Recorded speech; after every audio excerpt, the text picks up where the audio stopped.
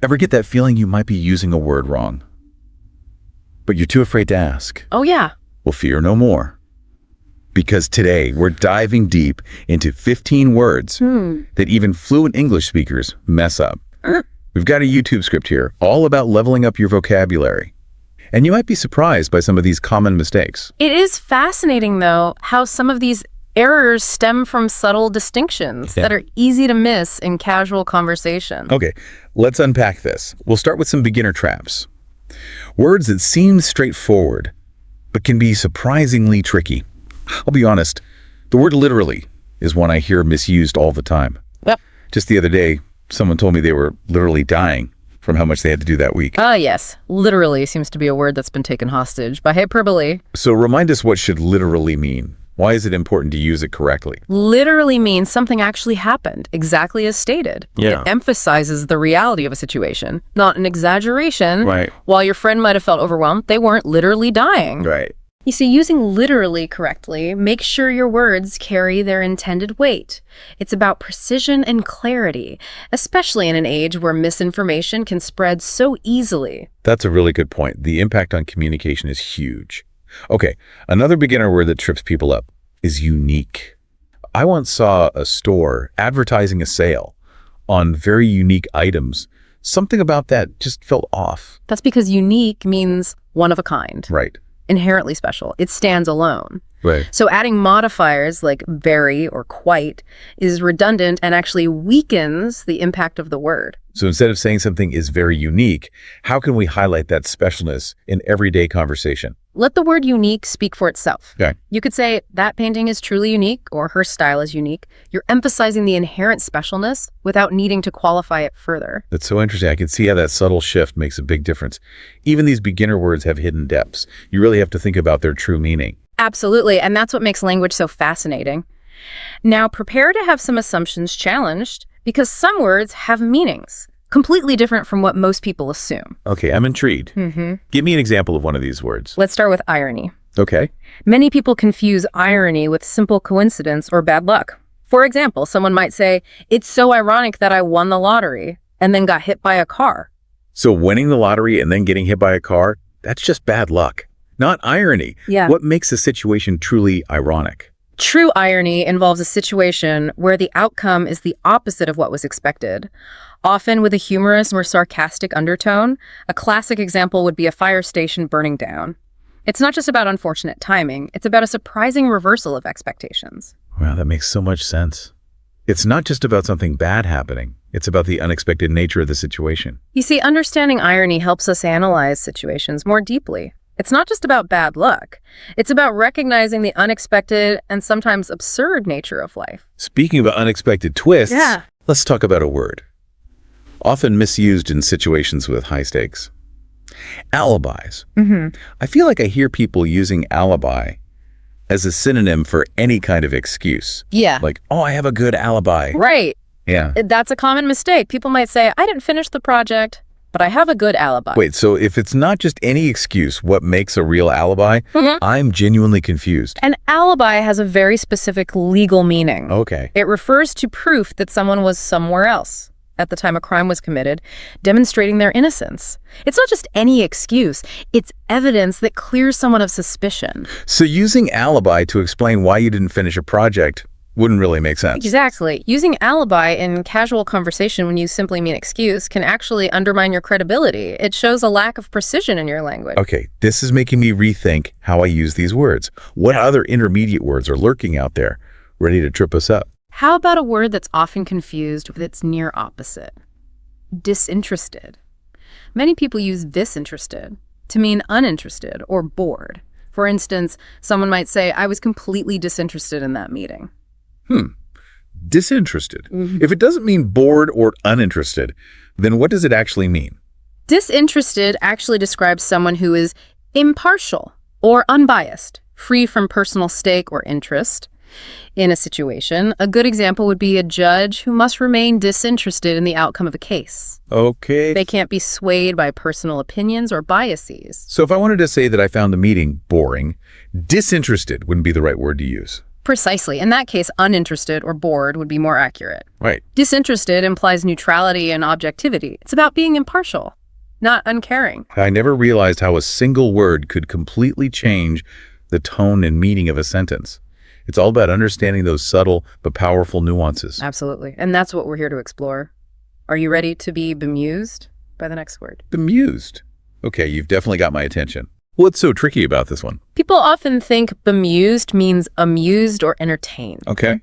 You might hear someone say, I was bemused by his silly jokes. So if bemused doesn't mean amused, then what's the real meaning? Bemused actually means puzzled, bewildered, or even slightly confused. Think of it as a state of mild perplexity, for example. You might be bemused by a riddle you can't solve. Huh? Or a strange event you don't fully understand. So it's not about laughing at a joke.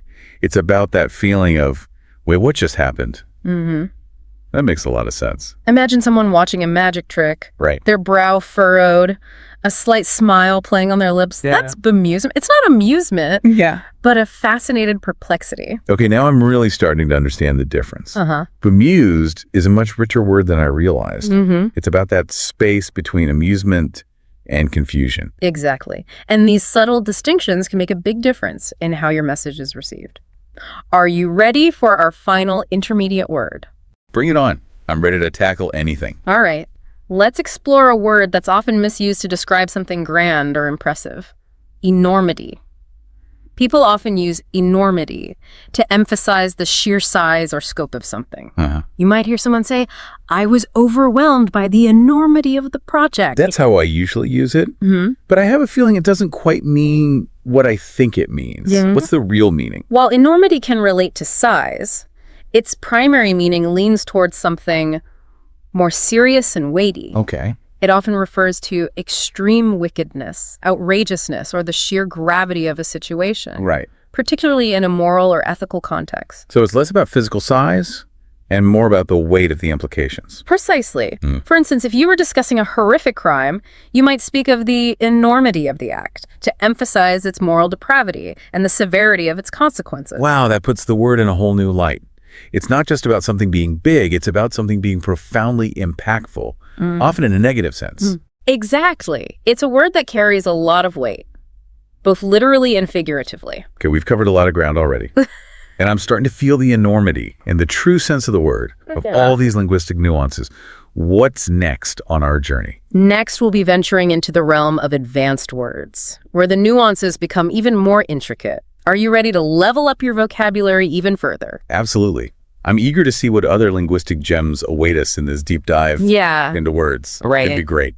Awesome. Fasten your seatbelts, because these advanced words can be real brain twisters. They're the ones that often pop up in intellectual discussions or professional settings, and misusing them can unfortunately make you sound less credible. Okay, I'm ready to face the advanced word challenge head on. Let's start with one that I've definitely struggled with in the past. Decimate. Decimate is fascinating because its common usage has drifted quite far from its original meaning. People often use it as a synonym for completely destroy, like saying the hurricane decimated the coastal towns. Yeah, I've definitely heard it used that way. But if it doesn't mean to completely destroy, then what does it actually mean? Decimate has a very specific historical root. It comes from the ancient Roman practice of punishing mutinous troops by killing 1 out of every 10 soldiers. So the original meaning of decimate is to reduce by 1/10, not to obliterate completely. Wow, I had no idea. That's a pretty grim origin story for a word. So using decimate to describe the total destruction of a town wouldn't be quite right. Exactly. It's a case of hyperbole overtaking precision. While the impact of a hurricane can be devastating, it's unlikely to literally reduce a town's population by exactly 1/10. This is why I love these deep dives. You uncover these hidden layers of meaning that we often miss in everyday conversation. It's like learning a secret code. This word's bloody history reminds us that language carries the weight of the past. Even today, decimate suggests a severe calculated reduction, not total destruction. Okay, what other advanced words are waiting to be decoded? Let's tackle one that often gets misused in academic circles: peruse. Peruse. I'll admit I've been guilty of using this one incorrectly myself. I always thought it meant to quickly skim through something. That's a very common misconception. In reality, peruse means To read thoroughly and carefully. It implies a close and attentive examination of a text, not a hasty glance.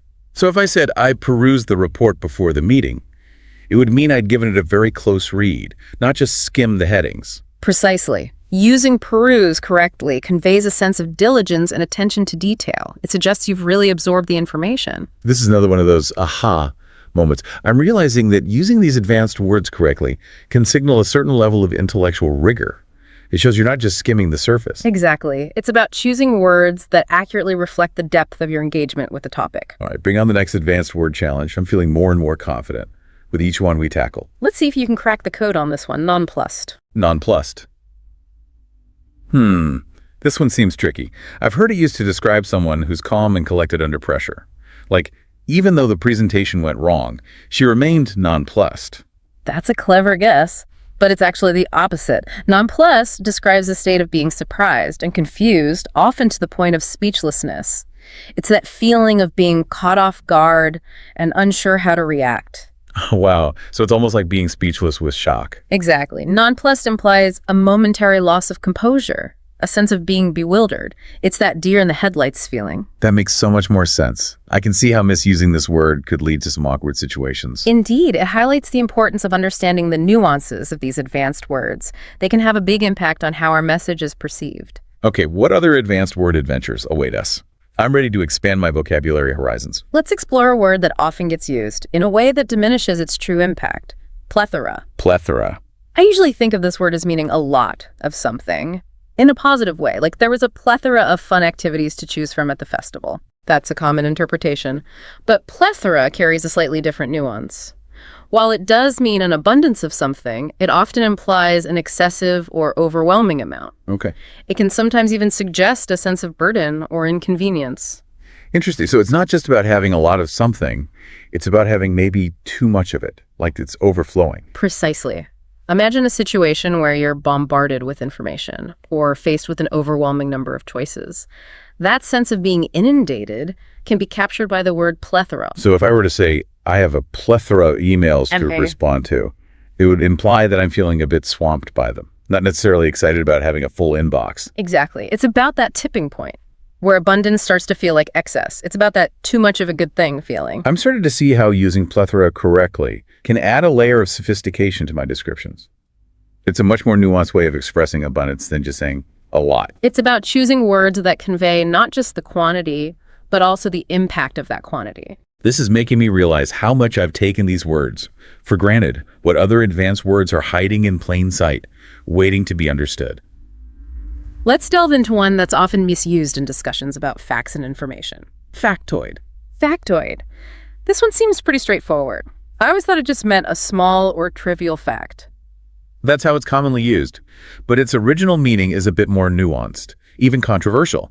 The term factoid was actually coined to describe something that appears to be a fact, but is actually false or unsubstantiated. Right, really? That's a completely different meaning. That's the risk with using factoid in its original sense. It implies a degree of skepticism or even doubt about the validity of the information being presented. It can be a way of highlighting that something may sound like a fact, but it hasn't actually been proven true. This is a perfect example of how language can evolve and shift in meaning over time. It's important to be aware of both the common usage and the original intent behind a word. You're absolutely right. Language is a living, breathing thing that constantly adapts and changes. Our goal is to be aware of those changes and use words in a way that is both accurate and effective. So how can we use factoid in a way that doesn't accidentally spread misinformation? If you're unsure of the accuracy of a piece of information, it's best to avoid using factoid altogether. You could say something like, here's an interesting tidbit, or this might be a bit of trivia, but this avoids any implication that the information might be false. That's really helpful advice. Okay, bring on the next advanced word. I'm ready to conquer some more linguistic complexities. Let's tackle a word that often causes confusion in discussions and debates. Moot. Moot?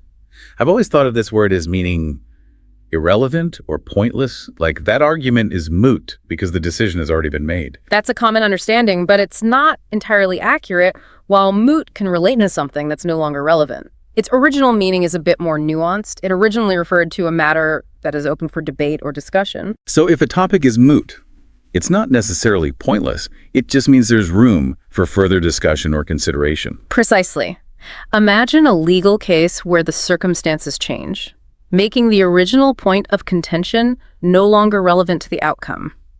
The issue might be considered moot, not because it was unimportant, but because it's no longer central to the case. That's a really helpful clarification. So it's less about the topic being irrelevant and more about its significance having shifted or diminished. Exactly. It's about acknowledging that the context has changed, and the original point of debate may no longer be the primary focus. I'm definitely feeling more enlightened than moot after tackling that one. What other advanced word adventures await us? Let's wrap up our exploration of advanced words with a pair that often trips people up: infer and imply.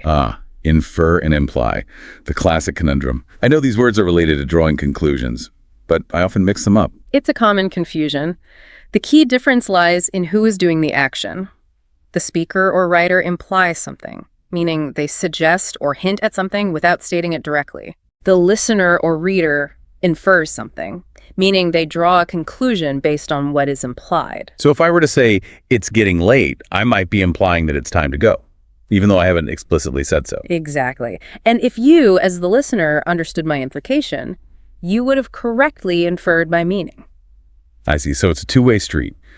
The speaker sends out a subtle signal, and the listener picks up on that signal and draws a conclusion. Precisely. It's like a subtle dance of communication where meaning is conveyed through suggestion and interpretation. This distinction is so subtle, but it's crucial for clear communication. Misusing these words can lead to all sorts of misunderstandings. Absolutely. Mastering the difference between infer and imply is essential for navigating conversations and interpreting written texts accurately. It's about understanding both sides of the communication equation. Wow, we've covered a lot of ground in this deep dive. It's amazing how much depth and complexity there is to these seemingly simple words. And we've only just scratched the surface. But I hope you're starting to see how understanding the nuances of language can empower you to communicate with greater clarity and precision. I'm definitely feeling a lot more confident about using these words correctly. It's like a whole new world of linguistic possibilities has opened up. And that's the beauty of language learning. It's an ongoing journey of discovery and refinement. Are you ready for a quick challenge to test your newfound knowledge? Absolutely. Bring it on. All right. Hit me with that word challenge. I'm ready to put my knowledge to the test. Okay. Let's see if you can recall the true meaning of nonplussed. Without looking back at our discussion, take a moment to think about it. Okay. No peeking. I think I've got it. Nonplussed means to be surprised and confused, almost to the point of speechlessness. It's like that feeling of being completely thrown off guard and not knowing how to react. That's absolutely correct. You've successfully decoded nonplussed. It seems our deep dive has truly expanded your vocabulary horizons. I'm feeling pretty proud of myself right now. This whole experience has been eye-opening. I've realized that using words correctly isn't just about sounding smart. It's about communicating effectively and ensuring that my message is understood. It's about wielding the power of language with precision and care. Choosing words that accurately reflect not only what we want to say, but also the subtle nuances of meaning we wish to convey. You know, it's funny because I used to think that vocabulary was just about memorizing definitions. But this deep dive has shown me that it's so much more than that. It's about understanding the history, the etymology, the subtle shades of meaning that make each word unique. It's about recognizing that words are not static, but dynamic. They evolve over time, their meanings shifting and adapting to reflect the changing world around us. And that's what makes language so fascinating. It's a living, breathing entity that connects us to the past, informs our present, and shapes our future. And as we wrap up this deep dive, I encourage you to continue exploring the fascinating world of language. Pay attention to the words you use, the words you encounter, and the way they impact your understanding of the world. I know I will.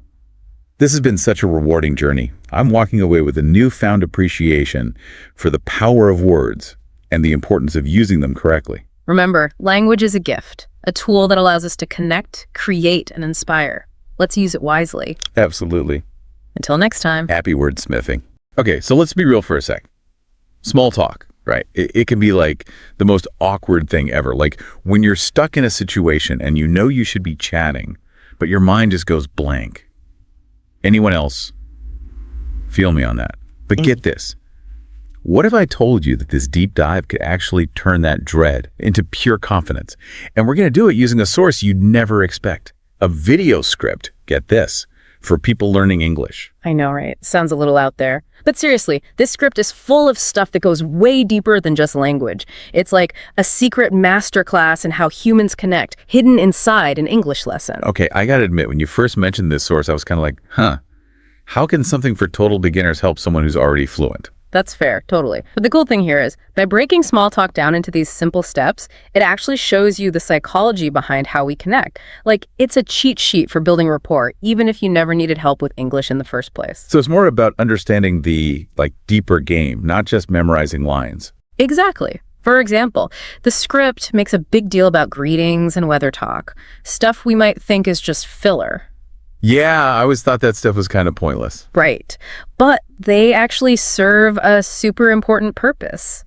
Like, humans are literally wired to bond over shared experiences.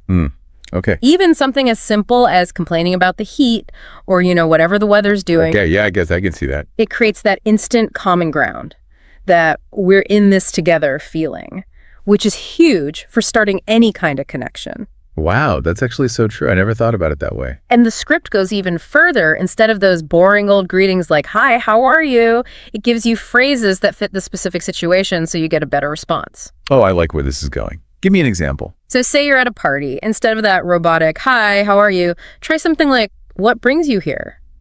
Way more interesting, right? Way more. It's like you're actually interested, not just saying words. Exactly. It shows you're paying attention and they actually get to share something about themselves. It's what they call a strong bid in, like conversation analysis stuff.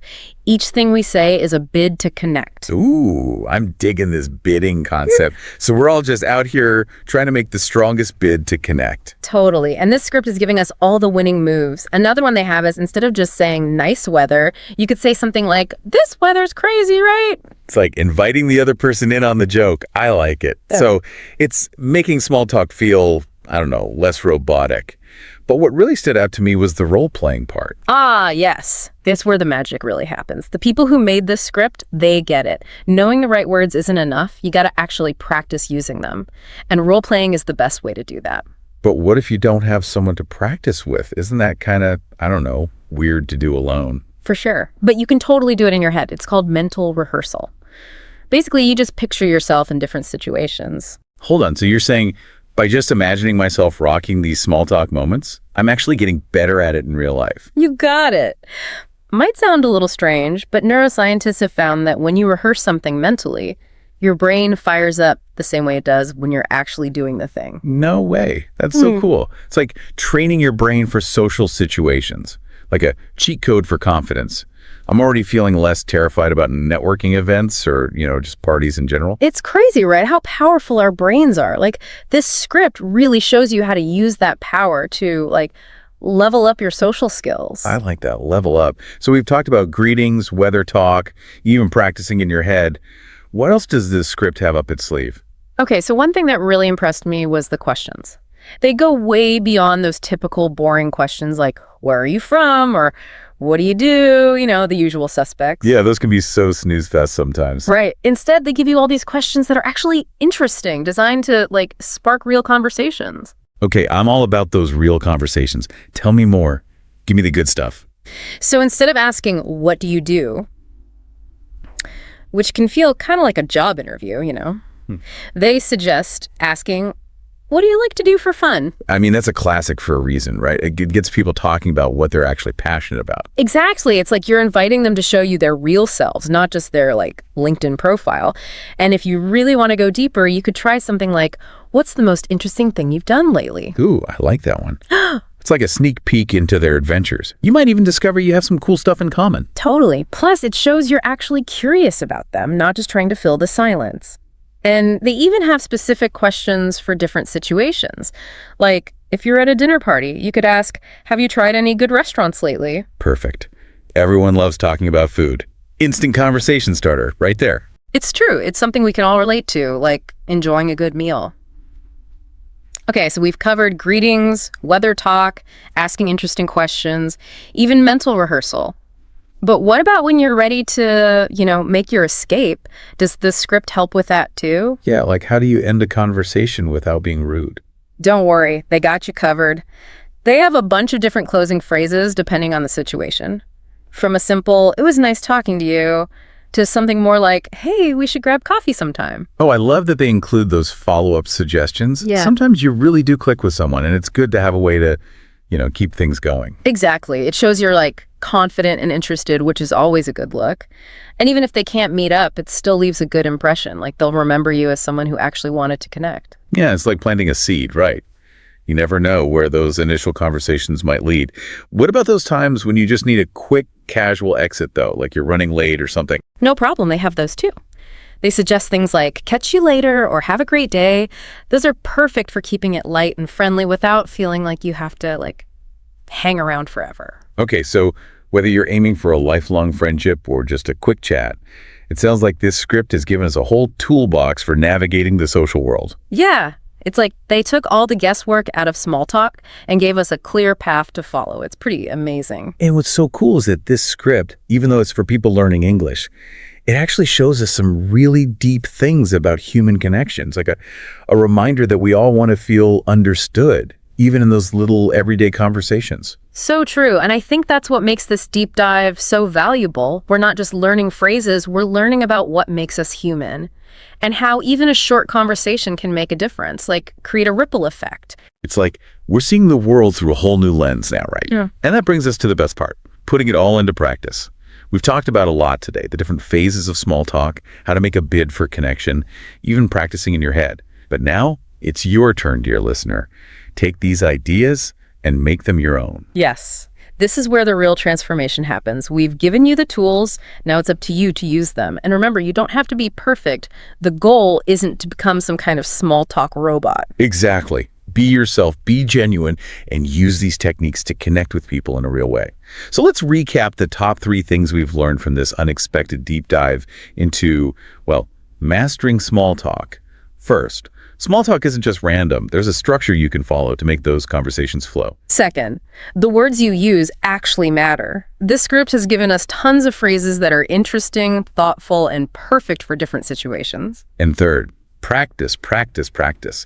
Whether you're practicing in your head or even role-playing with a friend, the more you do it, the more confident and natural you'll become. It really is freeing, right? Yeah. Knowing you have these tools, it takes away that fear of messing up or saying the wrong thing. For sure. It's like having this, secret weapon for social situations. And honestly, the biggest thing I'm taking away from this is small talk doesn't have to be something you dread. It can actually be fun, a way to connect with people, 100%. What about you? What's sticking with you from all this? What did you find most helpful from looking at this script? It's funny. I think what resonated most was realizing that everyone, even people who seem super outgoing, they've probably felt that awkwardness too. This script shows that small talk is a skill, like something you can learn and get better at, just like anything else. Right. It's not like some people are born knowing how to do it and others aren't. Exactly. It takes so much pressure off. You can just approach those conversations with curiosity, like a little game. Just see what happens. I love that. A little game. It really can be like an adventure, Yeah. Discovering something new about someone, even if it's just a tiny thing. And it reminds you that even those small moments, a quick chat, a smile, they can all make a difference. It's like we're all connected in this big web, and every conversation adds to that, Absolutely. So as we wrap up this deep dive into, the surprisingly interesting world of small talk, I want to leave you with this. Think about the next time you are in a situation where there's going to be some small talk. Maybe it's a party or a work event, even just grabbing coffee. What are you most excited to try out from all the stuff we talked about? Such a good question. Yeah. And hey, remember, it doesn't have to be perfect, okay? Just be yourself, be genuine, and see what happens. You might be surprised how fun and even meaningful those small conversations can be. So go out there and conquer the world of small talk. We believe in you. Welcome to this deep dive, everyone. Today we're going to be exploring, your English learning journey. Using a script for a video for English language learners. It's going to be like a deep dive within a deep dive, really. So no matter where you're at, beginner, advanced, somewhere in between, there should be something here for you. Yeah, I think it's so cool how this script uses real stories from other people learning English, Yeah. to inspire. It's like we're all on this journey together, Totally. And speaking of journeys, the script starts off by asking this big question, right? What made you want to learn English in the first place? The why behind your adventure, basically. They give this example of a learner, Anna, and her goal was she just wanted to watch TV, like without subtitles. And what I thought was so cool about that was like, it was totally, coming from her, like she just wanted to do it, not because someone told her she had to or anything. Right. Like those are the best reasons, Right. when it comes from inside. Yeah, for sure. Knowing your why can really make a difference, I think, especially when things get tough, When you hit a wall, you just don't feel like studying. It's like having a compass to keep you, heading in the right direction. I love that, the compass. So I'm curious, what was your why, when you started out? Take a second to think about that. It's worth, revisiting it as you keep going, too. Now, the script also digs into how, where you are can affect your learning. It gets that not everyone can be, surrounded by English speakers all the time, but it kind of challenges us to get creative. Yeah. This story about Raj really stuck with me. He lives in this village where literally no one speaks English. And so he basically turned his whole house into this learning tool, sticky notes everywhere, using English for everyday stuff. It just proves you don't have to be in some English speaking country to learn it well. It's amazing, right? Talk about resourcefulness. He didn't wait for the perfect situation. He just made it himself. And this actually leads perfectly into what the script talks about next. How to, take all that time we waste and turn it into learning time. Oh, yeah. Like when you're scrolling on your phone or whatever, and it's not even fun anymore. Exactly. But imagine if you could use that time to learn instead. The script mentions Maria, and she would spend 30 minutes every night on, I think it was TikTok, and she swapped that for English learning videos, and guess what? In just a couple of weeks, her vocabulary, exploded. Wow. See? Totally doable. And what's even cooler is you can do this throughout your day, right? Like when you're commuting, waiting in line, even just doing chores. You can listen to podcasts, use apps, just sneak in little bits of English here and there. Yeah. Just make it a part of your life, The more you can do that, the more natural it all feels. Exactly. The script then kind of switches gears and talks about common mistakes that can, slow you down. And this is where I think your expertise is going to be so helpful. One of the first things it mentions is getting too hung up on grammar, to the point where you're not even really speaking. It's easy to just memorize all the rules, but language is really about talking to people, right? Absolutely. Grammar's important. Don't Yeah. get me wrong. But sometimes I think it gets too much focus, it's more important to be able to speak fluently and confidently, even if you mess up a little. It's about finding that balance, I think. What do you think? Oh, 100%. I totally agree with that. You could know all the grammar in the world, but if you can't have a conversation, what's the point, right? Right, exactly. Yeah, it's like you learn how to play an instrument, but then you never actually play any music. Exactly. You just practice scales all day long. Okay, so the script's next point, I think this is something we've all dealt with, being scared to make mistakes. I mean, every language learner goes through that, right? Oh, yeah, for sure. But I think it's so important to, change how we think about mistakes. They're not failures, they're actually feedback. Yeah. Each mistake is a chance to learn and get better. Yeah, that's a good way to look at it. It takes the pressure off, And this kind of leads into the third mistake they talk about in the script, which is not practicing regularly. We've all been there, right? Crazy study sessions and then nothing for weeks. Yeah, I've totally been there. It's always better to do a little bit every day than a lot all at once. Yeah. It's like you wouldn't go to the gym once a month for 8 hours and expect to see results. You got to be consistent. So true. Short, consistent workouts, that's the key. The script mentions this learner who went from these huge study sessions every now and then to just doing 30 minutes a day every day. And they saw way more progress. It's amazing, right? How much difference just a little bit each day can make. Yeah. Our brains, they actually learn better that way too, through repetition and slow exposure, not cramming. So instead of trying to do it all at once, just find little ways to fit English into your day, right? Exactly. Okay, let's switch gears a little bit and look at what the script says about, learning English if you don't live in an English-speaking country. Yeah. Which can feel like a huge obstacle, but the script has some pretty encouraging examples. Yeah, I was really interested in that part. It comes back to what we were saying before about creating that immersive environment, even without actually being around English speakers. And technology can really help with this, right? Totally. Apps for language exchange, online forums, even streaming services with subtitles. There's so much out there. Right.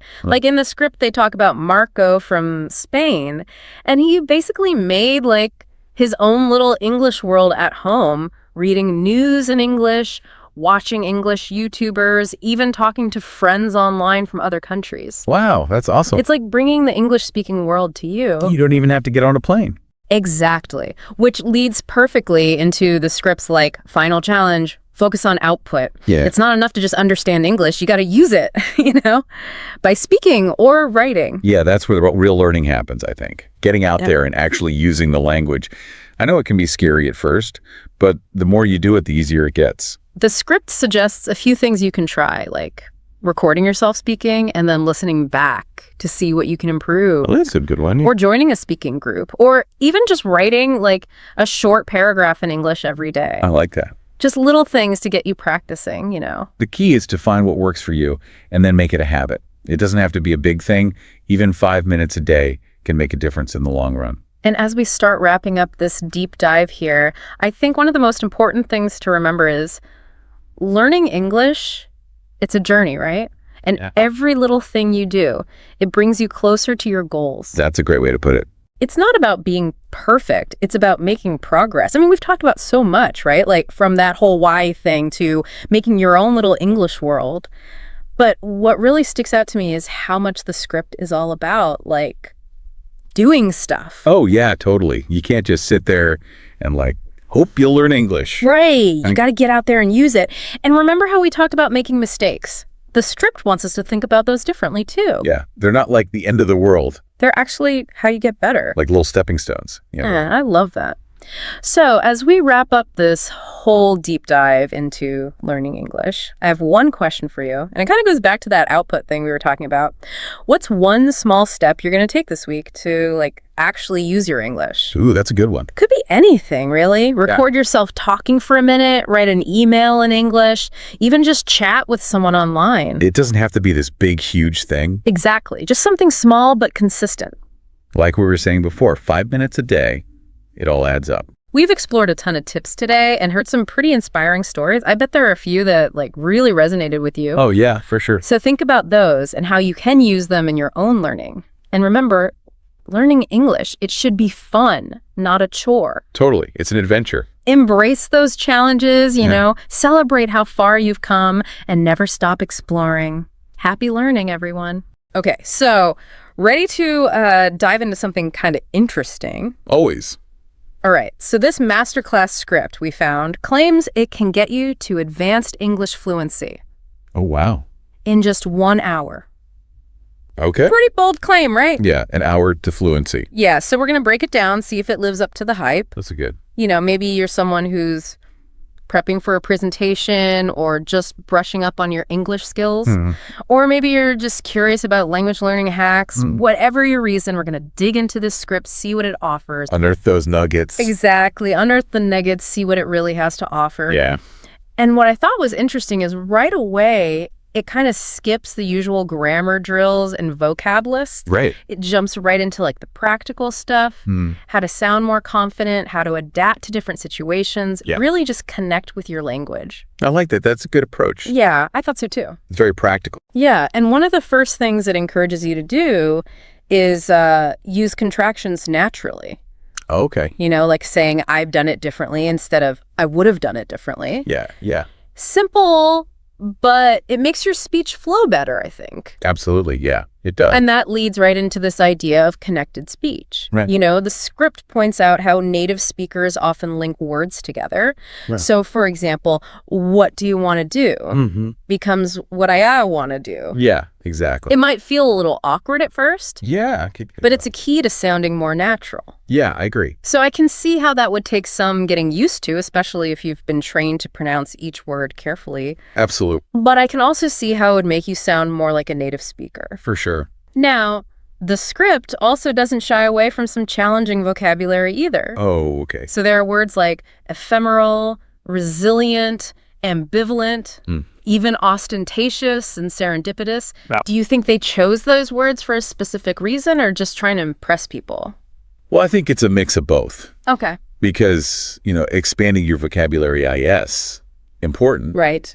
But they are carefully chosen to be kind of memorable. Yeah. And impactful. Like they use ephemeral to describe a sunset. Oh, right. It kind of helps you grab the meaning of the word, Yeah, but then also appreciate the nuances of it. that's a good point. Yeah, It's not just about sounding smart, it's about using the right words to express yourself clearly. exactly. And speaking of colorful language, they've also included some idioms in this. Okay. Things like burning the midnight oil, bite the bullet on the same wavelength. Right.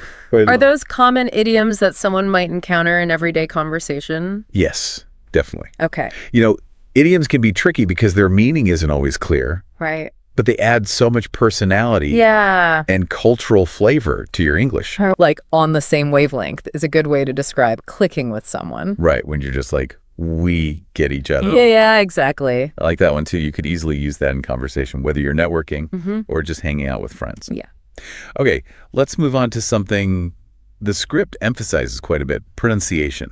Right. It's not just about saying the words correctly. Right. It's about intonation, Yes. stress, and rhythm. That's where it gets really interesting. Yeah. They even point out how just changing the stress on a word can change the meaning entirely. Yeah, like photograph versus photography. Exactly. Yeah, simple shift, but a world of difference. A big difference.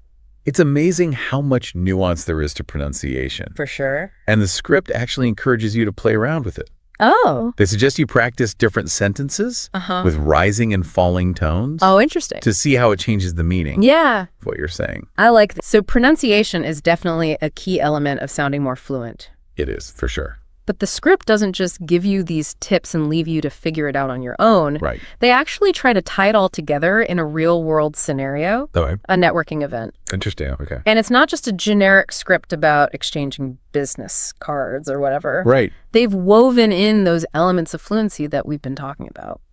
So they suggest starting with a confident introduction, but then using a more engaging question to spark a real conversation. Ooh, I like that. Something like, what inspired you to get into your field?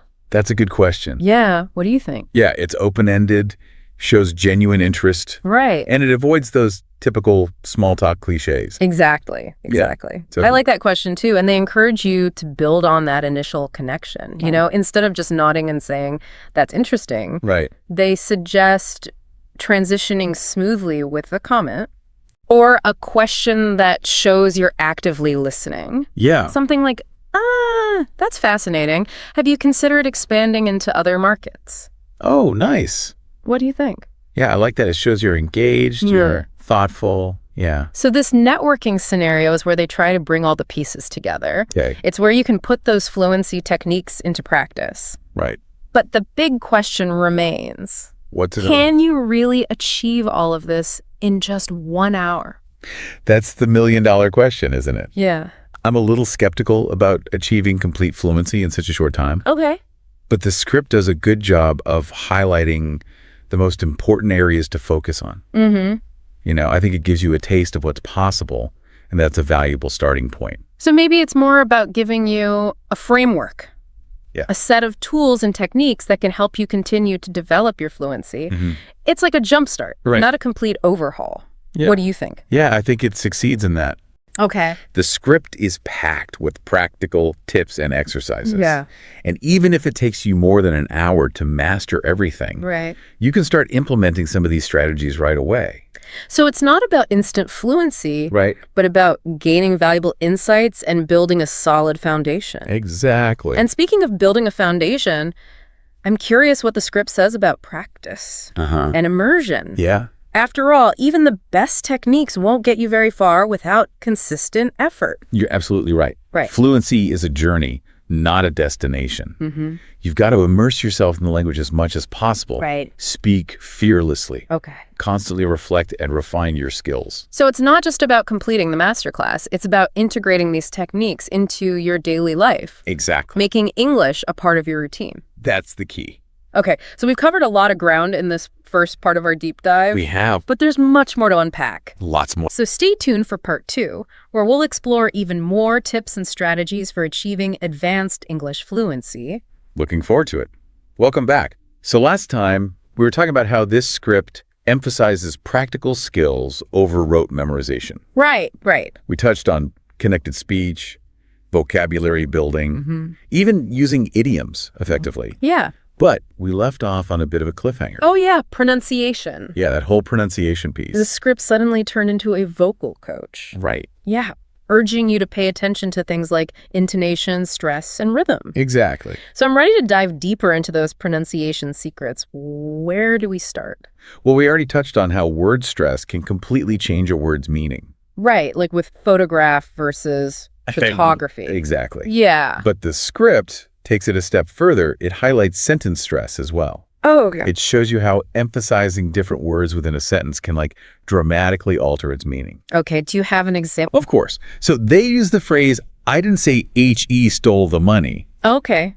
Now imagine stressing each word in turn. Right. You could be accusing different people. Oh, wow. Or even denying the accusation entirely just by shifting the emphasis. That's pretty powerful. Yeah. Like it adds a whole other layer of meaning. Right. Yeah, beyond the words themselves. Exactly. And then there's intonation, Yeah. the rising and falling tones of our voice. Yes. So the script suggests practicing with simple phrases like, I can't believe it. With a rising tone, that's amazing. With a falling tone. Yeah. Do those small changes really make that much of a difference? Absolutely. Think of it like adding punctuation to your spoken words. Oh, okay. A rising tone at the end of a sentence can turn a statement into a question, Right. while a falling tone can express certainty, finality. Okay. It's crucial for conveying your meaning and sounding more natural. So it's like adding emotion and emphasis to your words. Excellent. Is this something that people often struggle with when learning English? It can be, Okay. especially for learners whose native languages have different intonation patterns. Right. But the good news is it's something you can improve with practice. Okay, good. The script even suggests recording yourself speaking Oh, wow. and listening back. I know. It can be cringy. It can be, but it's a great way to identify areas where your intonation might need a little work. Yeah, for sure. I can see how that'd be helpful, Yeah, even if it's a little embarrassing at first. that's a good tool. So are there any other techniques that the script recommends for improving pronunciation?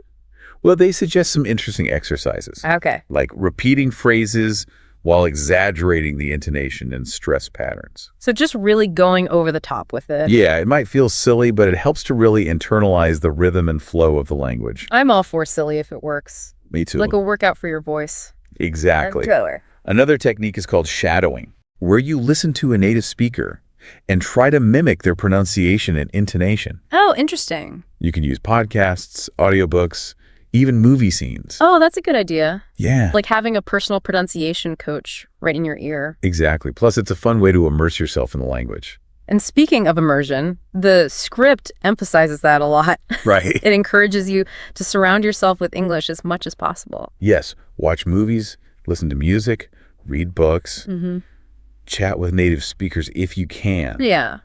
The key is to make English a part of your daily life. Not just something you study in a textbook. Exactly. You know, it's interesting they bring up immersion Yeah. because earlier when we were discussing those advanced vocabulary words, I was thinking, how often is someone really going to use a word like ostentatious in casual conversation? Right. But if you're immersing yourself in the language, you're bound to come across it in different contexts. Exactly. That's a great point. Yeah. Immersion helps you absorb those nuances of the language in a way that just memorizing definitions can't. Right. You start to understand how words are used in different situations. Yeah. You develop a more natural feel for the language. So immersion isn't just about practicing speaking. Right. It's about absorbing the language through listening, reading, and watching. Yes, making it a part of your overall experience. Okay, let's shift gears for a moment and revisit that networking scenario. Right. I'm curious to hear more about how they incorporate all these fluency techniques into that real-world situation. Sure. So you remember that the scenario starts with a confident introduction, Right? but then they encourage you to move beyond the typical small talk. Mm-hmm. Ask a more engaging question. Like, what inspired you to get into your field? Exactly. Yeah, I love that question. It's a great way to show genuine interest Right. and start a more meaningful conversation. What else do they recommend? They suggest transitioning smoothly to related topics. Showing that you're actively listening and adding to the conversation. You might say something like, "That's fascinating. Have you considered expanding into other markets?" Okay, yeah. Keeps the conversation flowing, and it allows you to showcase your knowledge and insights Right. without being too pushy. It's all about finding that balance Yeah. between being confident and being engaging. For sure. Not an easy feat. No, it's not. But this scenario seems to provide a pretty solid framework It does. for navigating those tricky social interactions. Exactly. Okay, so they've covered introductions, engaging questions, smooth transitions, even closing the conversation gracefully. Right. But can you really master all that in an hour? Well, like we said earlier, fluency is a journey, Right? not a destination. Yeah. So while an hour might not be enough to make you a master networker, Okay. this scenario provides a valuable blueprint. Right. And you can adapt these techniques to other social situations as well. So it's about taking those core principles, confidence, clarity, adaptability, Yes. and applying them to any interaction where Yeah. you want to communicate effectively in English. Exactly. And that brings us to the final section of the masterclass script. Okay. Remember those 3 key tips they emphasized? Immerse yourself. Speak fearlessly. Reflect and refine. Right. This seemed like pretty solid pieces of advice, Yeah. but what do they really mean by immerse yourself? Right. Are they talking about moving to an English-speaking country? Not necessarily. Okay. While that would certainly be immersive, Right. there are plenty of ways to create an English-speaking environment wherever you are. Okay. You know, you can watch movies and TV shows with English subtitles, listen to podcasts and audiobooks, Right. read news articles and blogs. Okay. Key is to find something you enjoy and make it a regular part of your routine. So it's about making English a part of your everyday life, Exactly. not just something you study in isolation. Okay, what about that second tip? Speak fearlessly. That's easier said than done for a lot of people. It is, yeah. Any advice for overcoming that fear? Well, the script encourages you to kind of reframe your thinking about mistakes. Okay. Instead of seeing them as failures, view them as opportunities to learn and grow. It's about embracing the journey Exactly. and accepting that you're not going to be perfect right from the start. Exactly. The more you speak, the more comfortable and confident you'll become. Right. Don't be afraid to seek out opportunities to practice, Okay. whether it's with a language partner, online communities, or even just talking to yourself in English. Those are great suggestions. Yeah. Now, what about that last tip? Reflect and refine. What are some concrete ways that someone can put that into practice? Self-awareness is key here. Okay. You know, record yourself speaking English, listen back to it. Right. Take note of areas where you could improve. Maybe it's pronunciation, maybe it's grammar, maybe it's the flow of your sentences. Right. Yeah. The act of listening to yourself critically can be incredibly revealing. For sure. And these days, there are so many tools to help you do that. There are. Like language learning apps often have recording features. And you can even find online communities that are dedicated to pronunciation practice. Exactly. And don't underestimate the power of simply paying attention to how native speakers use the language. Oh, okay. Listen for those subtle nuances of pronunciation, intonation, and rhythm. Right. The more you observe and imitate, the more natural your English will become.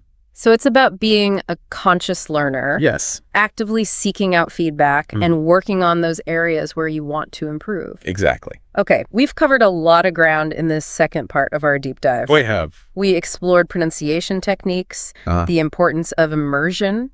We even revisited that networking scenario, We did. and we dug into those 3 key tips for continued learning. Yes. Immerse yourself, speak fearlessly, reflect and refine. Welcome back to the final part of our deep dive into this masterclass, the one that promises to unlock advanced English fluency in just an hour. Yeah, big promises. Huge! So we've unpacked a lot of those strategies. Really? We've experimented with pronunciation, even explored that networking scenario. Yep. Now let's step back, consider, All right. what are the real takeaways here? What are the gems? What can someone actually use to boost their English fluency? Good question. So it's been quite a journey, right? It really has, yeah. We've gone from those kind of building blocks of fluency, confidence, clarity, adaptability, Right. to some very specific techniques Yeah. like connected speech, mastering intonation, even sprinkling in some of those colorful idioms. For sure. I think we even played vocal coach for a while, Oh, did. trying out some of those pronunciation exercises. Yeah, that was fun. It was fun. So as we wrap up, what stands out to you as the most valuable takeaway from this whole thing? For me, it's the focus on practical application. Okay. This script doesn't just throw a bunch of rules at you. Right. It gives you concrete examples, it encourages you to experiment, and it even puts you in a real-world situation. Yeah, like with that networking event. Exactly. Yeah. It's about taking those concepts and making them usable in your daily life. Yeah, it's not about reaching some level of perfection. Right. It's about using the language to connect with others, to express yourself, Yeah, to navigate the world around you. for sure. And it reminds you that fluency is an ongoing journey. It is. It's not a destination. Not at all. You know, early on, I was pretty skeptical about that whole fluency in an hour thing. Yeah, me too. But I have to admit, this masterclass offers a pretty solid springboard for anyone who wants to improve their English. Absolutely. It gives you a taste of what's possible Yeah. and inspires you to actually take action. For sure. So for our listener who's been with us this whole time, taking it all in, what's the one piece of advice you would leave them with? I would say don't wait for perfection. Okay. Just start speaking. Right.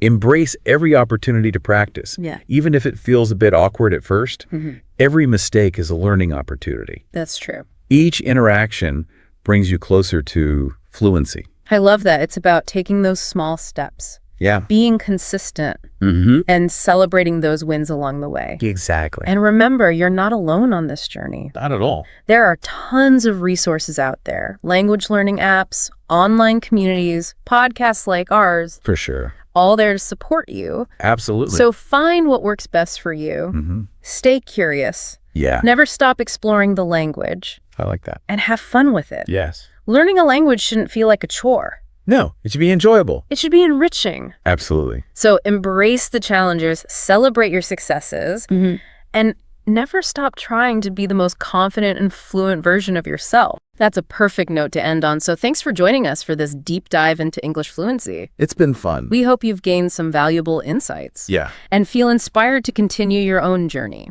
Absolutely. And now that you've heard all this, what's one area of your English fluency that you're going to focus on?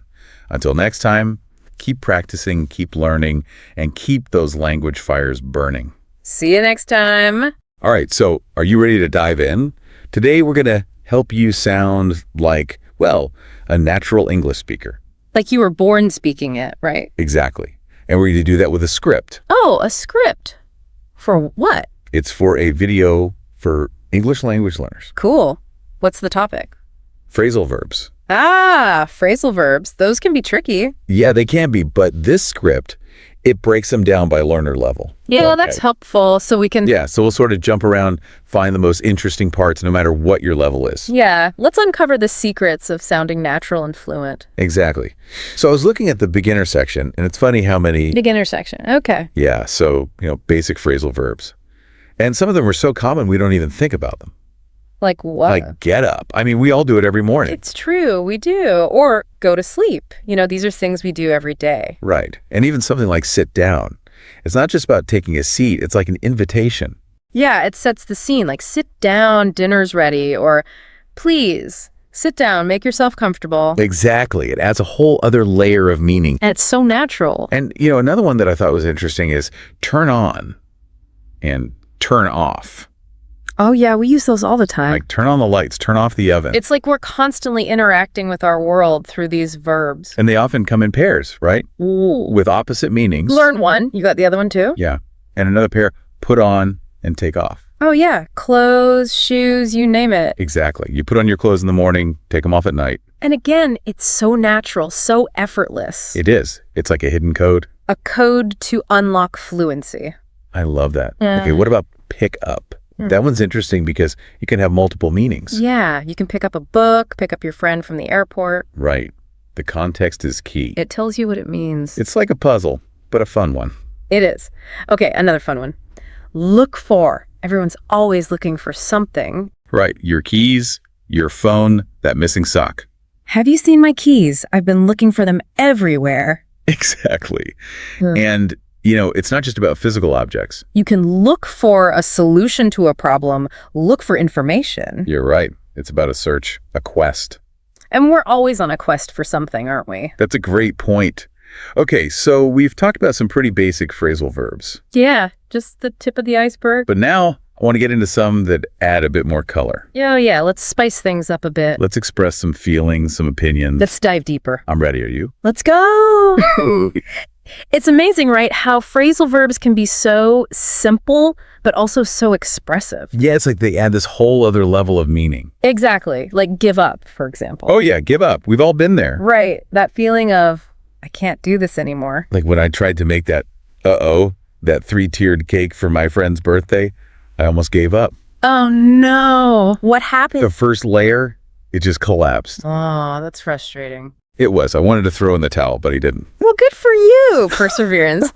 But you see, that's what give up captures, that feeling. It does. Okay, what about run out of? That seems pretty basic. It does, but it's not just about having nothing left. It's like there's a sense of urgency. Urgency. How so? Like running out of time on a deadline. Oh yeah, or running out of patience. Exactly. Or even running out of gas in your car. That's a good one. Okay, what about call off? Is that the same as cancel? Well, they're similar, but call off is more sudden, more unexpected. Oh, I see. Like calling off a wedding. Exactly. Or calling off a search. Wow. That does add a sense of drama. It does. It's like everything's changing. Okay, let's switch gears a bit. What about look after? That seems pretty simple. It does, but it's more than just watching something. It's about taking care of it, you know? Oh, like looking after a child or a pet. Yeah, or even a plant. You're responsible for it. You're right. There's a sense of responsibility there. Yeah. Okay. Now this one I find interesting. Find out. Find out. It's like discovering something new. It is. Like a secret. Exactly. You can find out the truth, find out someone's secret. Or find out how a story ends. Right. It's all about that moment of revelation. It is. Okay. And speaking of moments, what about work out? Now that one has multiple meanings. It does. You can work out at the gym. Right. Get those muscles working. Or you can work out a problem. Find a solution. Exactly. So versatile, right? It is. Okay, how about throwaway? It seems pretty straightforward. It does, but think about it. It's not just about getting rid of something. What else could it be? It can be about letting go, you know? Like throwing away old ideas, old habits. Wow, I never thought of it that way. It's like a fresh start. I like that. Okay, last one for this round. Catch up. Now that one sounds pretty social. It is. It's about connecting with people, you know? Yeah, like catching up with friends. Exactly. Or catching up on work if you've been away. Oh, right. So it can be social or professional. It can. It's about bridging that gap, whatever it may be. I like that. Okay, so we've covered some pretty interesting phrasal verbs so far. We have, and we're just getting started. I know. Are you ready for the advanced level? Bring it on. I want to see what other gems we can uncover. Okay, let's dive in. Okay, so we're back and ready to tackle some advanced phrasal verbs. The big leagues. I know, right? But honestly, looking at some of these, I'm a little intimidated. Oh, which one's got you stumped? Well, like put up with, for example. It just seems so negative. It can be, yeah. But sometimes you need to express that feeling, you know, like tolerating something. Okay, I see what you mean, like putting up with noisy neighbors or something. Exactly. Or a long commute, or even bad weather. It's about dealing with those less than ideal situations. Okay, that makes sense. What about bring up? That one seems a bit more, I don't know, delicate. It is. It's about introducing a topic, but in a smooth way. So not just blurting something out. Right. Like if you want to talk about something sensitive, you bring it up carefully. Right. I get it. Okay, now this one I always struggle with. Back out. Does it always make you sound unreliable? Not necessarily. It can mean changing your mind, but it doesn't always have to be negative. Oh, really?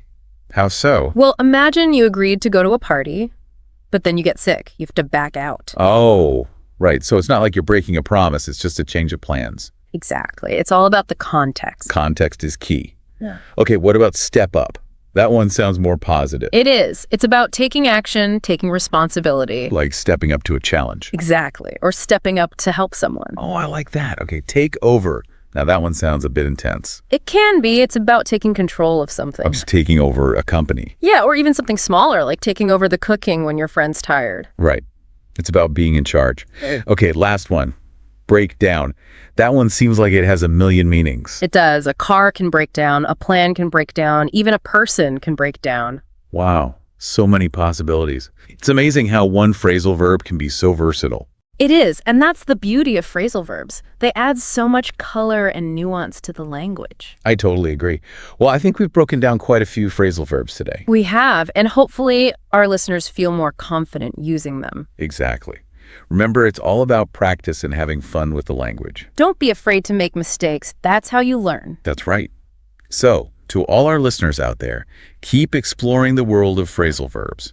And who knows, maybe you'll even discover some new favorites along the way. And if you do, be sure to share them with us. We'd love to hear about your phrasal verb adventures. Until next time, happy learning. Okay, so have you ever when you're trying to explain something and you can't think of the right word. Right. It's like, I want to say more than good, Yeah. I want to really capture how awesome this thing is, but good is all that's coming out. For sure.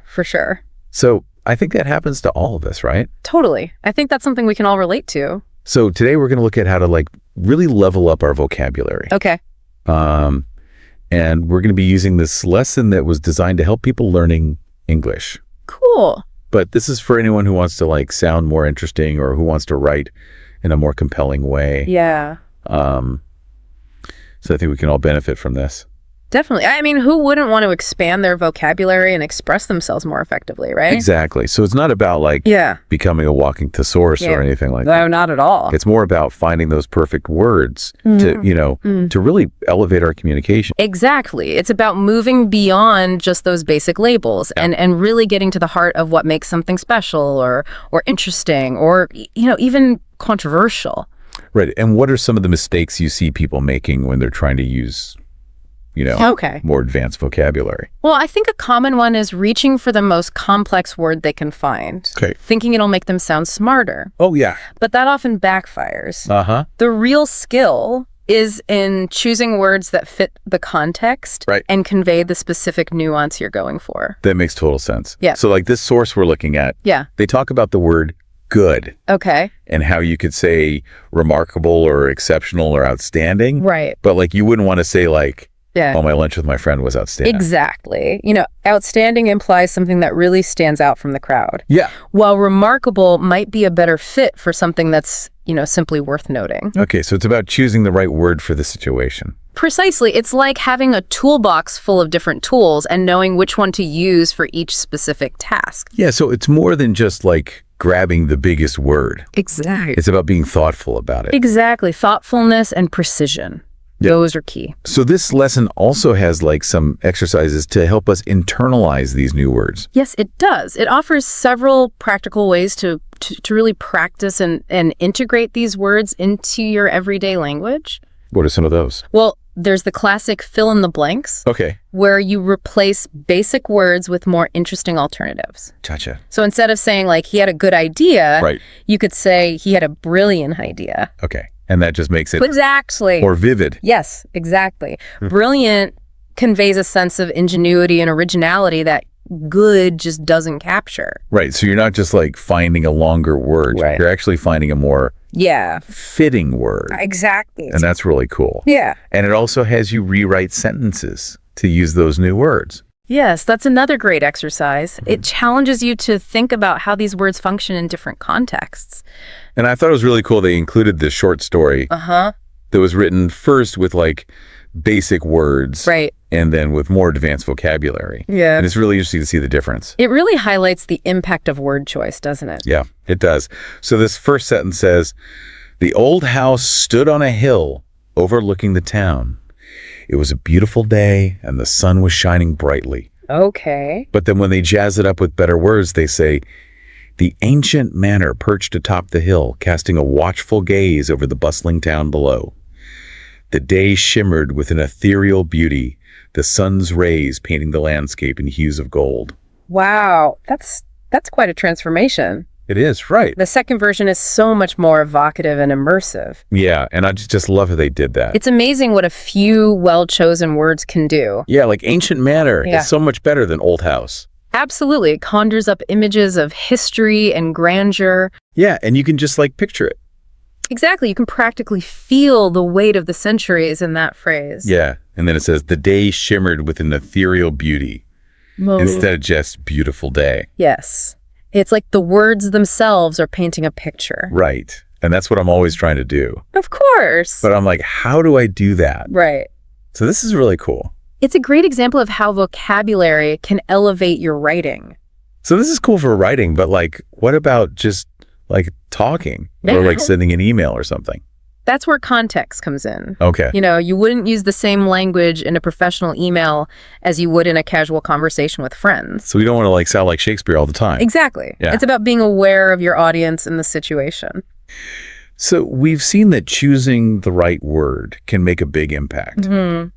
But how do we actually like learn all these new words? Well, luckily, this lesson provides some fantastic tips for expanding your vocabulary, and I think they'll be really helpful for our listeners. Yeah, let's hear them. Okay, let's dive in. So the first tip is to read a lot. Okay. But they say don't just read. Like when you see a word you don't know, Yeah. write it down or highlight it. Okay, yeah, because I feel like I read stuff all the time. Right. And I'm like, oh, that's an interesting word. Yeah. But then I just keep reading. Exactly, and it just goes in one ear and out the other. Totally. But when you actually take the time to write it down or highlight it, Yeah, you're forced to really think about it. right. And then maybe even look it up. Exactly. And that makes a big difference in terms of actually remembering the word. It's like taking notes in class. Yeah, it's like active learning versus passive learning. So what's the next tip? Okay, so this one's interesting. They say to use a synonym finder, Okay. but not just for single words, Uh-huh. but for whole phrases. What do you mean? So let's say you're writing and you say, I had a really good time at the party. Okay. Instead of just looking up a synonym for good, you could plug that whole phrase into a synonym finder, Right. and you might find something like, I had a blast at the party. Ooh, that's good. Or, the party was an absolute delight. It just sounds more. Exactly. It adds more flavor and personality to your writing. So it's like you're not just swapping out one word. Right. You're finding like a better way to say the whole thing. Exactly. And it can really help you break out of those writing ruts we all fall into. Okay, that's really cool. Yeah. And then they say to actually use the new words. Yes. Practice is key. Okay, but Yeah. I feel like if I try to use a word I just learned, it'll sound weird. Well, it might feel a little awkward at first, Yeah. but the more you use it, the more natural it will become. So just try to work it into conversations. Exactly. You can also try writing practice sentences or even using it in your journal. Okay, so just find ways to use it. Exactly. Okay. So another tip is to immerse yourself in the language. Okay, so Yeah. watch movies and stuff. Yes. Watch movies, TV shows, listen to podcasts. But we talked about how just passively watching something Right. doesn't really help. Exactly. You need to be an active listener. Okay, how do you do that? Pay attention to how native speakers use language. Okay. What words do they choose? How do they express their emotions? Yeah. Really listen to the nuances of their speech. So it's I'm trying to learn something. Exactly. Be a student of the language. Oh, I? And don't be afraid to pause and rewind if you hear a word or phrase you don't understand. Gotcha. So I'm not just vegging out. Right. I'm actually paying attention. Exactly. You're turning entertainment into a learning opportunity. I like that. And what's the last tip? Okay, so the last one is all about review and revision. Ooh, that's where I struggle. Yeah, it's easy to learn new words and then forget them. Totally. So it's important to create a system for reviewing the words you've learned. Okay, so flashcards or something? Exactly. Flashcards are great. You can also create your own vocabulary list and quiz yourself regularly. Okay, and just make sure I'm using the words. Exactly. The more you use them, Yeah. the more likely you are to remember them. This is really about building good habits. Exactly. Consistency is key when it comes to vocabulary growth. I like that. And what about finding people to talk to? Yes, that's a great idea. Maybe a book club or something. Absolutely. Surrounding yourself with people who share your love of language can be incredibly motivating. And then they can correct me if I use a word wrong. Exactly. It's a supportive environment where you can practice and learn from each other. I like that. So we're building our own language toolbox? Yes, exactly. And the more tools we have, the better equipped we are to communicate effectively. I love that. And I'm curious, have you ever come across a word or phrase that just blew your mind? Oh, absolutely. I mean, there have been so many, but one that really sticks out is from The Great Gatsby. Okay. Fitzgerald's use of language in that book is just so exquisite. Oh, I love that book. It's a masterpiece, and his descriptions are so vivid and evocative. Yeah, you can just feel the longing and the glamour. Exactly. It's you're transported right into that world. Yeah, it makes you realize how powerful words can be. Absolutely. Words have the power to move us, to inspire us, to change us. And we can all do that. Exactly. We can all use language to create beauty and meaning in the world. So for our listeners who are like ready to level up their vocabulary, Yeah. what's like the one thing they should keep in mind? I would say embrace curiosity. Okay. Don't be afraid to experiment with language. Yeah. Have fun with it. Mm-hmm. And most importantly, don't be afraid to make mistakes. That's good advice. I make mistakes all the time. We all do. It's part of the learning process. So it's okay to like sound silly sometimes. Exactly. Just keep practicing and you'll get more confident over time. Well, this has been so much fun. It has been a pleasure chatting with you. I feel like I've learned so much. Me too. It's always a joy to talk about language. And to our listeners, thanks for joining us on this vocabulary adventure. Keep learning, keep exploring, and keep playing with words. And we'll see you next time for another deep dive. Welcome back for another deep dive. Today we're going to be tackling something you use every day, probably without even thinking about it too much. Oh, yeah. Like what? Numbers and time. Okay, interesting. And how are we diving into that? Well, our roadmap for this deep dive is a 100-minute lesson plan. 100 minutes. That's pretty intense. Well, don't worry. We're giving you the express tour. Okay, that makes me feel better. I mean, you might be thinking, I already know numbers. I know how to tell time. But, think about it this way. This deep dive is about the structure of how we learn these concepts. Ooh, okay. I like that. Like whether you're teaching these concepts to somebody else, or maybe you're learning a new language, or maybe you're just fascinated by those everyday things that we kind of take for granted. Yeah, it's funny how the most basic things can actually be pretty complex when you really look at them. Exactly. Yeah. So what I found really interesting about this lesson plan that we're looking at is how systematic it is. Oh, interesting. Like it starts with the most basic building blocks and then like methodically adds complexity as it goes. So it like shows how our brains build up to a really sophisticated understanding, but like from a simple starting point. Yeah, exactly. It's pretty cool. And it jumps right in with numbers. Okay, so like 1, 2, 3. Well, it actually starts with counting 1 to 20 first. Okay, that does seem pretty basic. Yeah. But does it really? I mean, I remember when I was a kid, like getting the number order right was like a big deal. Like, why does 7 come after 6?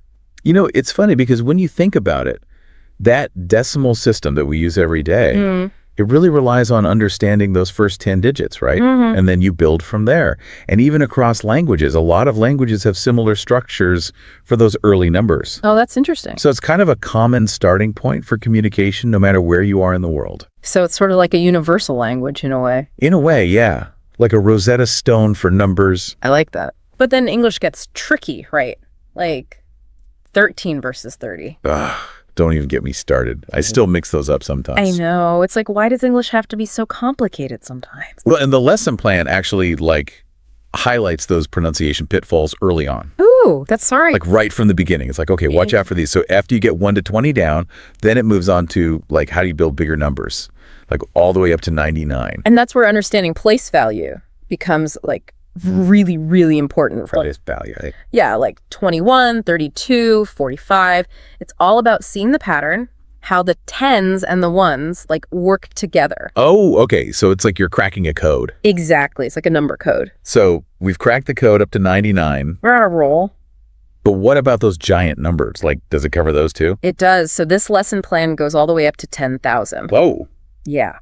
And it really emphasizes that logic of thousands, hundreds, tens, and ones. Okay, so it's still building on that same foundation, even when you get to those really big numbers. Exactly. It's all connected. And it even touches on Roman numerals, which I think is really fascinating. Roman numerals, like IVX. Yeah, because it shows how differently like ancient civilizations approached numbers. Oh, that's cool. It's like a totally different way of thinking about it. Right. It's like a whole other number system. Yeah. But let's get real for a second. Yep. How does this lesson plan actually help someone like use numbers in everyday life? That's a good question. Like, it's great to know the theory, but how do you actually put it into practice? Well, that's where it gets really practical. The lesson plan includes things like phone numbers, asking someone's age, talking about money. Oh, okay. So like real world scenarios. Exactly. Using phrases you'd actually encounter in daily conversations. So it's kind of like a cheat sheet for real life conversations. Exactly. And there's even a suggestion for a game of number bingo. Bingo, like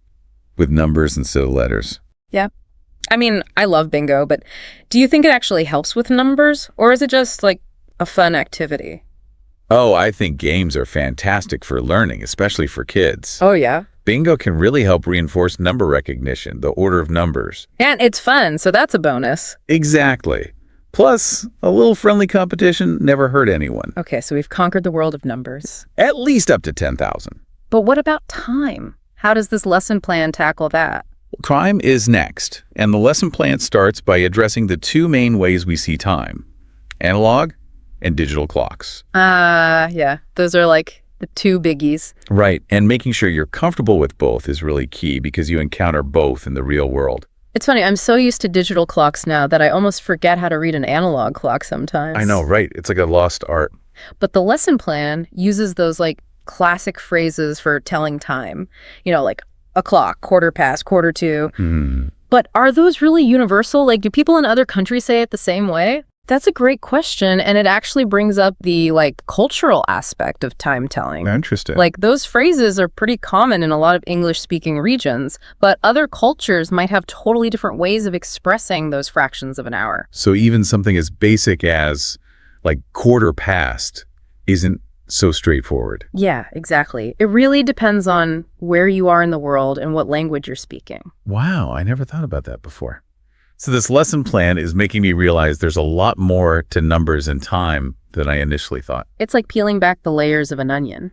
And the lesson plan also really emphasizes using a real clock to practice telling time. Oh yeah, that visual element is so important, especially if you're someone who learns best by seeing things. So you can actually see the hands moving as you're saying the phrases. Right. It helps solidify that connection between the abstract idea of time and its physical representation. So it's like you're making time tangible. Exactly. You can actually see it happening. That's pretty cool. And what I really appreciate about this lesson plan is how specific it is about the actual phrases you would use for asking and telling time. Oh yeah, it gives you the words. Yeah, it's not just about understanding what time it is, it's about how to actually say it in conversation. So it's like giving you the script for those everyday interactions. Yeah, exactly. And that could be super helpful for someone learning English or even just someone who gets tongue-tied asking for the time. I know, right? It can be surprisingly tricky. It's like suddenly you forget how to say the simplest things. Exactly. And this lesson plan, it just takes away all that guesswork and helps you build confidence. And just like with the number section, it also encourages role-playing to practice those time-telling skills. Oh, that's great. So you're not just learning the words, you're actually using them. It's like putting it all into action. Exactly. Learning by doing. So where does this deep dive go from here? We've covered numbers. We've tackled telling time. What's next? Well, now it gets personal. Ooh, The lesson plan shifts its focus to how we use numbers and time in our own daily lives. Okay, now that's something I can relate to. I mean, everyone has a routine, right? Exactly. And that's where we'll pick up in part 2 of our deep dive. Can't wait. Welcome back to the deep dive. Glad to be back. So last time we were talking about how this lesson plan takes a really personal turn. Yeah, it starts to focus on how we actually use numbers and time in our day-to-day life. Like our routines. Exactly. Waking up, going to work, bedtime, those everyday things. Like they were reading my diary or something. Right. But it's so smart how they incorporate the numbers and time telling we learned in the first part. It's not just about the concepts anymore. It's about applying them. Oh, so they actually give you ways to practice. Yeah, they actually suggest students write out their daily routines. Oh, interesting. So instead of just saying, I wake up at 7, you'd write. I wake up at 7 o'clock, or I wake up at 7:15. Using those specific phrases. Right, right. So it reinforces what you've learned, but it's also personalized. Exactly. And it made me think, we talk about routines all the time, but do we ever really stop and analyze them? Analyze them. How do you mean? Well, how much of our day is really dictated by the clock versus how much is actually our own choice? That's a good question. Never really thought about it that way. But the lesson plan doesn't just stop at routines, does it? Nope. It goes beyond those basic routines and gets into things like appointments and transportation schedules. Oh, okay. Stuff that can get a little tricky if you're not really comfortable with numbers and time. Right. Like imagine trying to catch a bus or make a doctor's appointment if you can't clearly communicate what time you need to be there. Oh, yeah. That's when it stops being theoretical and starts being real life stress. Exactly. And that's why this lesson plan is so helpful. It gives you those tools to feel confident and in control, even in situations where you might feel a little anxious. Makes sense. But how do you actually know if someone's really grasped all this? Is there, like, a test? Of course. There's another quiz, and this time it mixes numbers and time together. Ooh, a combo quiz. That sounds like a good challenge. Though, sometimes I think I learn more from making up the questions than actually answering them. Oh, I totally agree. When you have to come up with the questions, you have to think about the material in a whole different way. Yeah, you have to anticipate what someone else might need to know, and that really helps you understand it better yourself. So maybe we should encourage our listener to try making their own quizzes about numbers and time. Ooh, I like that. Like a deep dive challenge for our listeners. But before we get too carried away with quiz making, let's step back for a second. Okay. What have we actually learned from this deep dive into the lesson plan so far? Well, I think it shows that even with something as basic as numbers and time, there's real method to learning them. Like a step-by-step process. Yeah. Right. You start with the building blocks and then you layer on complexity, always making sure to connect back to how you'd actually use this stuff in real life. It's like a reminder that learning should be both structured and meaningful. Exactly. And I think it's interesting how interconnected everything is. We started with numbers, then time, then routines, and now these more complex scenarios. It's like it all builds on itself. Right. It's not just separate topics, it's all woven together. And that's where we'll pick up in the final part of our deep dive. We'll see how this lesson plan really pushes learners to become fluent and confident with numbers and time in any situation. And we're back for the final part of our deep dive into numbers and time. It's amazing how much ground we've covered, right? It really is. We started with something as simple as counting to 20, and now look at us. It's all thanks to this amazing lesson plan. The last part, we were talking about how it gets into these more like real-life situations. Yeah, like going to appointments, figuring out travel schedules, the stuff that can be kind of stressful if you're not totally comfortable with the language. Exactly. And it's here, in this final stretch, that the lesson plan really seems to emphasize, like, conversational fluency. Oh, for sure. It's like, okay, you've got the basics. Now let's make sure you can actually use them in real life. So you're not just understanding numbers and time, you're actually able to use them without even thinking about it. Right, like it becomes second nature. So it's like taking all those building blocks that we've been working with and turning them into a fully functional, communication system. I like that, a communication system. It's about bridging that gap between what you know in your head and what you can actually do out in the world. Exactly. And one of the ways this lesson plan does that is through a final quiz. We talked about quizzes before, and I know you're a big fan of making your own quizzes. Oh yeah, always a good challenge. But what's special about this final quiz in the lesson plan? Well, it's designed to be more challenging than the previous ones. It brings together numbers and time in these more complex scenarios. So it's not just like, what time is it? No, it's more like, okay, if the train leaves at 4:15 and the journey takes 35 minutes, what time will you arrive? Stuff like that. Ooh. Okay, that does sound a bit trickier. It really makes you think, right? You have to do some calculations, put different pieces of information together. And be able to explain your answer clearly. Exactly. It's impressive considering this lesson plan started with basic counting. It really is. But aside from quizzes, are there other ways the lesson plan encourages this real-world fluency? Definitely. One of the last activities is a conversation practice where learners pair up and act out different scenarios. Oh, fun. It's like the grand finale. It brings everything together. Numbers, time, all the vocabulary they've learned. Like they're finally performing on stage after weeks of rehearsals. Exactly. And I bet it can be a bit nerve-wracking, putting yourself out there. And also exciting, right? Totally. Yeah. It's a safe space to make mistakes and learn from them. And the more you practice, the more natural it all becomes. So it's really about going beyond just knowing the material. It's about developing those communication skills. For sure.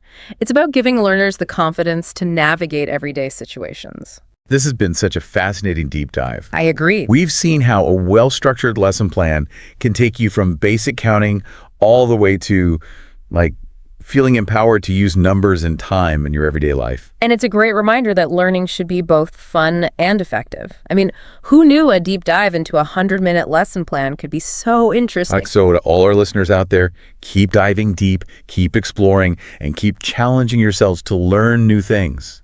Until next time. All right, so you're looking to really master English quickly and effectively. Right. So let's dive into this. Okay. The secret sauce revealed in your sources. Sure. It's mastering the 4 key language skills. listening, speaking, reading, and writing. Okay. We'll unpack each of those skills, Yeah. sprinkle in some practical tips, Right. some relatable examples, and we'll basically create your roadmap to fluency. It's interesting because those 4 skills aren't just for English. Oh, really? Yeah, they're the foundation of any language. Interesting. You soak up language through listening, you communicate through speaking, you explore the world through reading, and express yourself through writing. Okay. So it's really the foundation of communication. Gotcha. So listening. Yeah. It's the base. Mm-hmm. It's the way we naturally absorb language, just like babies do. Right. Before they can even utter a word. Yeah. Immersing yourself is key. Yeah. But there's a bit more to it than that, right? Yeah. Exactly. Think about how parents instinctively talk to their kids. Oh, okay. Simpler words, they slow down. Right. They emphasize key sounds. Yeah. Well, that same principle applies to learning any language. Interesting. Peppa Pig. Peppa Pig. Yeah, with its clear pronunciation and simple storylines, Okay. is a surprisingly effective tool for tuning your ears to the rhythm and sounds of English. Okay, that's interesting. Yeah. I see how that simplified input can really help with picking up the basics. Right.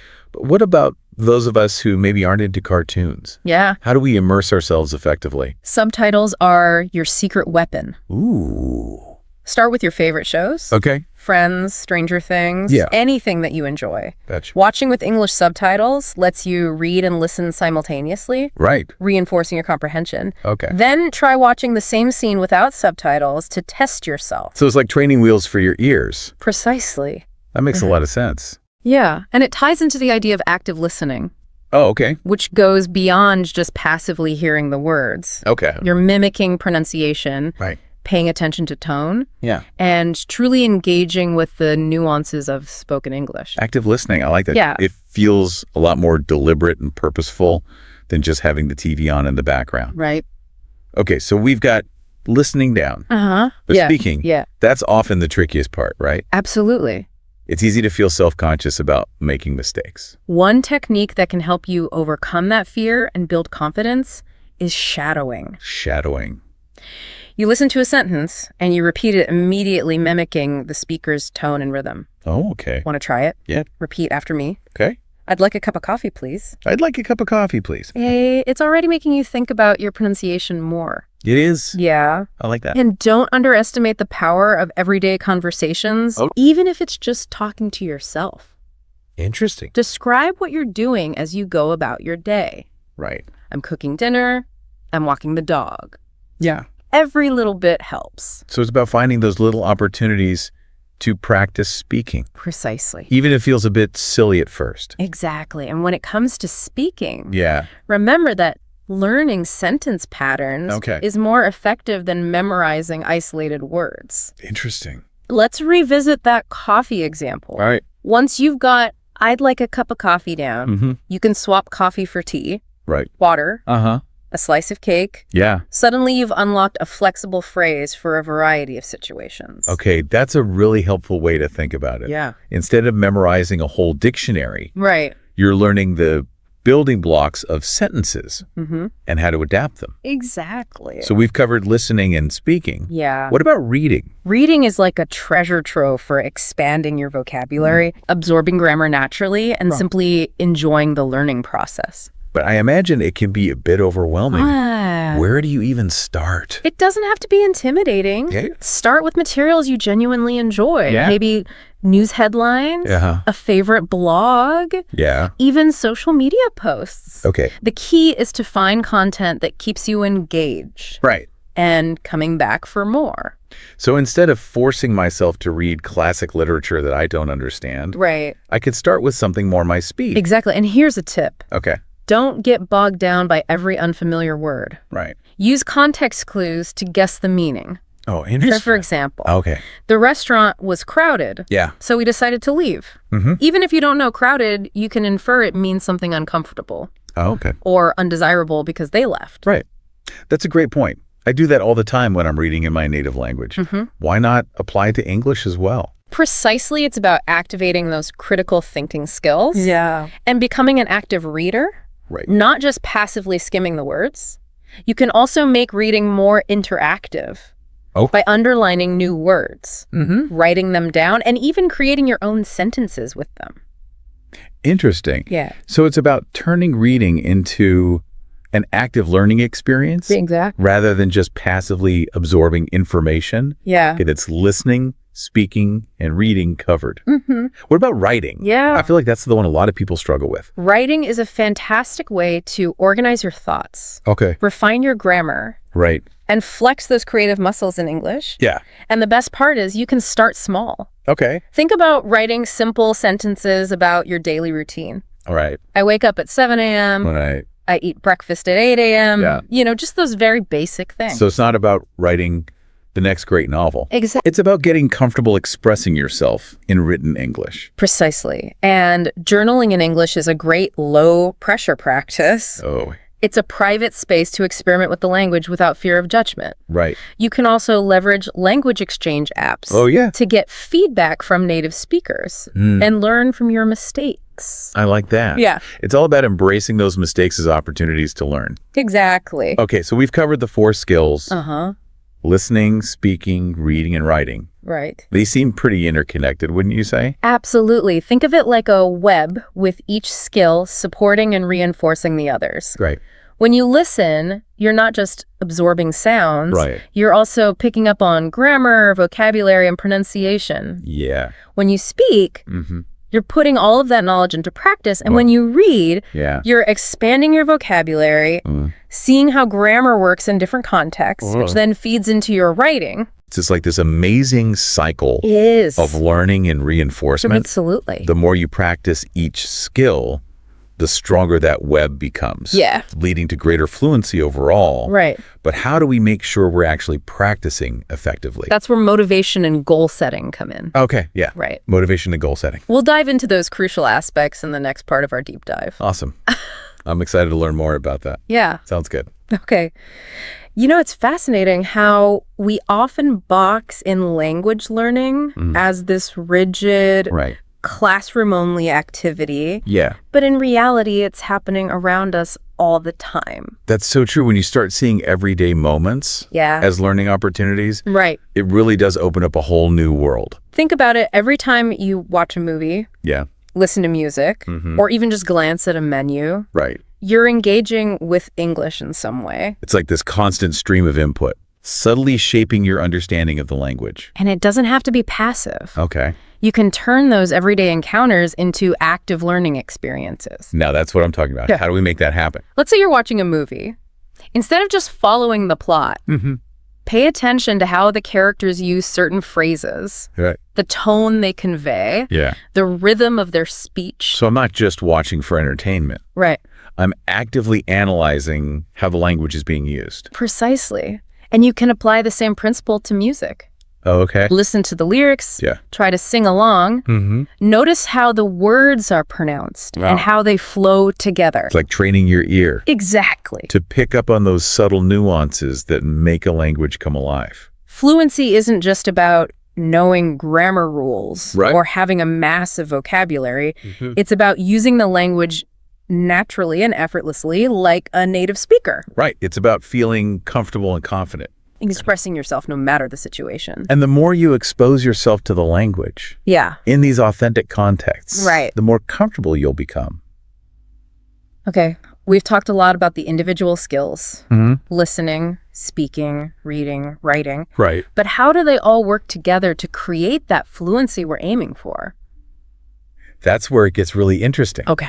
Think of it like a web, Right? with each skill interconnected and reinforcing the others. So when I'm listening to English, Yeah. I'm not just absorbing sounds. Right. I'm also picking up on grammar, vocabulary, and pronunciation. Exactly. And when you speak, you're putting all that knowledge into practice, Right. solidifying it in your mind. And reading expands my vocabulary. Yes. Showing me how grammar is used in different contexts. Which in turn informs your writing Oh, okay. as you begin to use those new words and structures in your own work. It's a beautiful cycle Absolutely. of learning and reinforcement. And the more you engage in each of these skills, Yeah. the stronger those connections become, leading to greater fluency and overall mastery of the language. It's like working out a muscle, Yeah, making it stronger and more resilient with each exercise. precisely. And just like with any workout, consistency is key. Okay. Even dedicating a few minutes each day to each skill can make a huge difference over time. So don't get discouraged if you don't see results overnight. Right. Language learning is a marathon, not a sprint. And the journey itself is just as important as the destination. I like that. Enjoy the process. Yeah. Embrace the challenges and celebrate those small victories along the way. After all, there's something incredibly rewarding about being able to communicate in another language. It's true. Connecting with people from different cultures. Absolutely. Expanding your horizons. Those are amazing benefits. It opens up a whole world of possibilities, both personally and professionally. And who knows, maybe one day our listener will be hosting their own podcast in English. That would be a testament to the power of consistent practice and a positive mindset. Okay, so we've covered the fundamentals of the 4 skills. Yeah. The importance of everyday learning and the power of consistency. Right. But there's one crucial piece we haven't touched on yet. And that is? Motivation. Yes. The fuel that keeps us going. Especially when things get tough. Right. And of course, setting realistic goals. Yeah. So we don't get overwhelmed. Ah, yes. Motivation and goal setting, the compass and map for our language learning journey. I like that. We'll dive into those critical aspects after a quick break. Stay tuned. So we're back, ready to unpack the power of motivation and goal setting in your English learning journey. Right. We've all hit those walls where the motivation takes a nosedive. For sure. How do we keep the fire burning? What's fascinating here is that motivation isn't this magical thing that appears. It's something you actively cultivate and nurture. Right. It all starts with connecting to your why. Your why. Yeah. Okay, so dig deep. Why are you learning English? Right. What doors will it open? Yeah. Is it to travel the world? Connect with new people? Boost your career? Yeah. Or simply enjoy those books and movies in their original form? Having a strong why is like your secret weapon. Oh, okay. When doubt or frustration creep in, it's easy to get caught up in the daily grind of studying and lose sight of the bigger picture. So it's like having a North Star. Exactly. Guiding you even when the path gets a bit rocky. Yeah. Speaking of navigating that path, how about setting goals? Right. It's tempting to aim for fluency in a few months. Yeah. But isn't that setting yourself up for a crash landing? Absolutely. Setting smaller, achievable goals is key to maintaining momentum and celebrating those wins along the way. Instead of, I want to be fluent in 6 months. Break it down. Maybe it's, I want to comfortably chat about my hobbies, or I want to read a short story without a dictionary. Right. So those smaller victories fuel the motivation to keep going. Exactly. And it makes the whole process less intimidating. For sure. But even with smaller goals, we need to be honest about our time. Exactly. How much time can you realistically dedicate to learning each week? Right. Be specific. Create a schedule that works for you and stick to it. Consistency trumps intensity when it comes to language learning. So 30 minutes a day is better than cramming for 3 hours once a week. Exactly. It's like those little deposits in a savings account. Right. They add up over time. That's a great analogy. Thanks. It's fascinating how much progress you can make with consistent effort, even if it's just a little bit each day. Right. And don't forget to celebrate those milestones. Oh, okay. Acknowledge your progress. Reward yourself. Yeah. Let those successes fuel your motivation. It's like giving yourself a little pat on the back and saying, hey, I'm doing this. Exactly. I'm moving forward. And at the end of the day, it's important to remember that the journey of learning English is just as important as the destination. Right. Have fun with it. Couldn't agree more. So there you have it. Okay. We've explored the 4 essential skills, the power of finding those everyday learning opportunities, and the vital roles of motivation and goal setting. Yeah.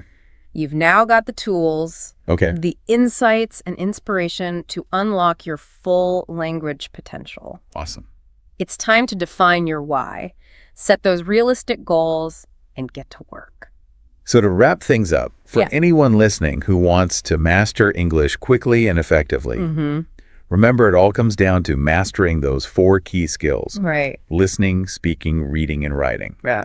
And as we've learned today, the best way to tackle these skills is to find a method that works for you. Stay motivated by connecting to your personal why. And don't forget to celebrate those small wins along the way. Yeah, and remember, consistency is key. Right. Keep practicing, keep learning, Absolutely. and most importantly, have fun with it. Thanks for joining us on this deep dive into the world of English language learning. It was my pleasure. We'll catch you next time. Sounds good. Hey, everybody, and welcome back to another deep dive with us. So today we're going to be looking at something pretty interesting. Yeah, this should be fun. Yeah. Basically, we're going to be going over the top 21 most frequently used words in the English language. Yeah, and it's really amazing how such a small set of words can make up like the foundation for like daily conversation. Yeah, absolutely. And, whether you're a beginner or, you consider yourself more advanced, understanding these words and how to use them effectively, is really going to help you sound more fluent, more natural. So joining me today to, help us unpack all of this and really give us some good insights is... Hi, everyone. So I'm really excited to jump into this with you. So I guess to start off, our source has broken down these 21 words into different categories. Right. So we've got verbs and we've got conversational words and then we've got nouns and adjectives. So I figure, why don't we just go in order? Verbs, those are like the action words, right? The workhorses of the sentence. So let's start there. Yeah, definitely. All right. So the first one on the list is go. And, I think most people, when they think about go, they're thinking, it's about like physical movement. Right. Like I go to the store. Right. Exactly. But, it can also indicate like a change of state.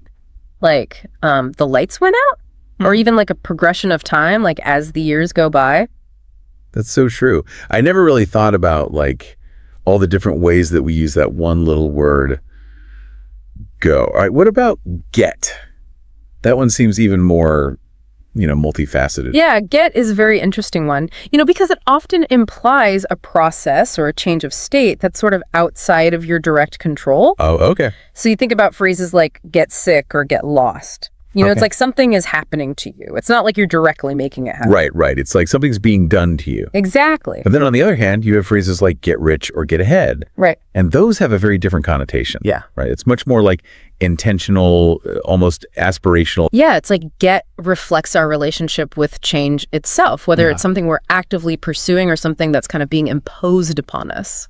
That's so interesting. I like that a lot. Okay, so moving right along. Next up, we have do. And this one always feels to me like the ultimate multitasker. Definitely. You can do so many things. Absolutely. It's amazing how often do just pops up in our sentences. From describing our jobs, like, what do you do? Right. To expressing obligations, I have to do my homework. It really is like the Swiss Army knife of verbs. Yeah, and it plays such a key role in questions too.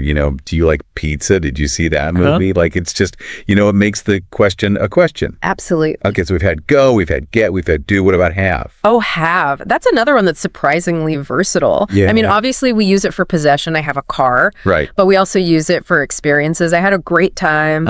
And then, all those idioms too. Have a nice day. Have a good one. These are just ingrained into our everyday conversations. Yeah, and I think have really highlights how so much of language is really about more than just, the literal meaning. It's about, creating a feeling or, connecting with someone on a social level. Exactly. Okay, so let's tackle make. I feel like this is one I use constantly.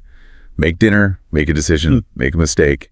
It's all about like creating something or causing something to happen. Yes. But then there's also this element of obligation sometimes, right? Yeah. Like I made him apologize. Exactly. Make implies that you're kind of bringing something into being. You're causing something to happen. And you're right about the obligation aspect too. It can be used to express, influence or even a sense of like responsibility for something. Well, like you're the driving force behind whatever is happening. Exactly. Okay. And last but not least on our list of verbs, we have take. Take. Now, this is an interesting one because take often involves a sense of action combined with possession or control. So, think about phrases like take a break, take a seat, take charge. Right. It's like you're asserting yourself in some way, whether you're taking something for yourself or taking control of a situation. Exactly. So, okay, we've got go get, do, have, make, and take. That is a lot of verbal power packed into 6 little words. It really is. It's amazing how much we can express with just the small set of verbs. Okay, so we've covered the verbs.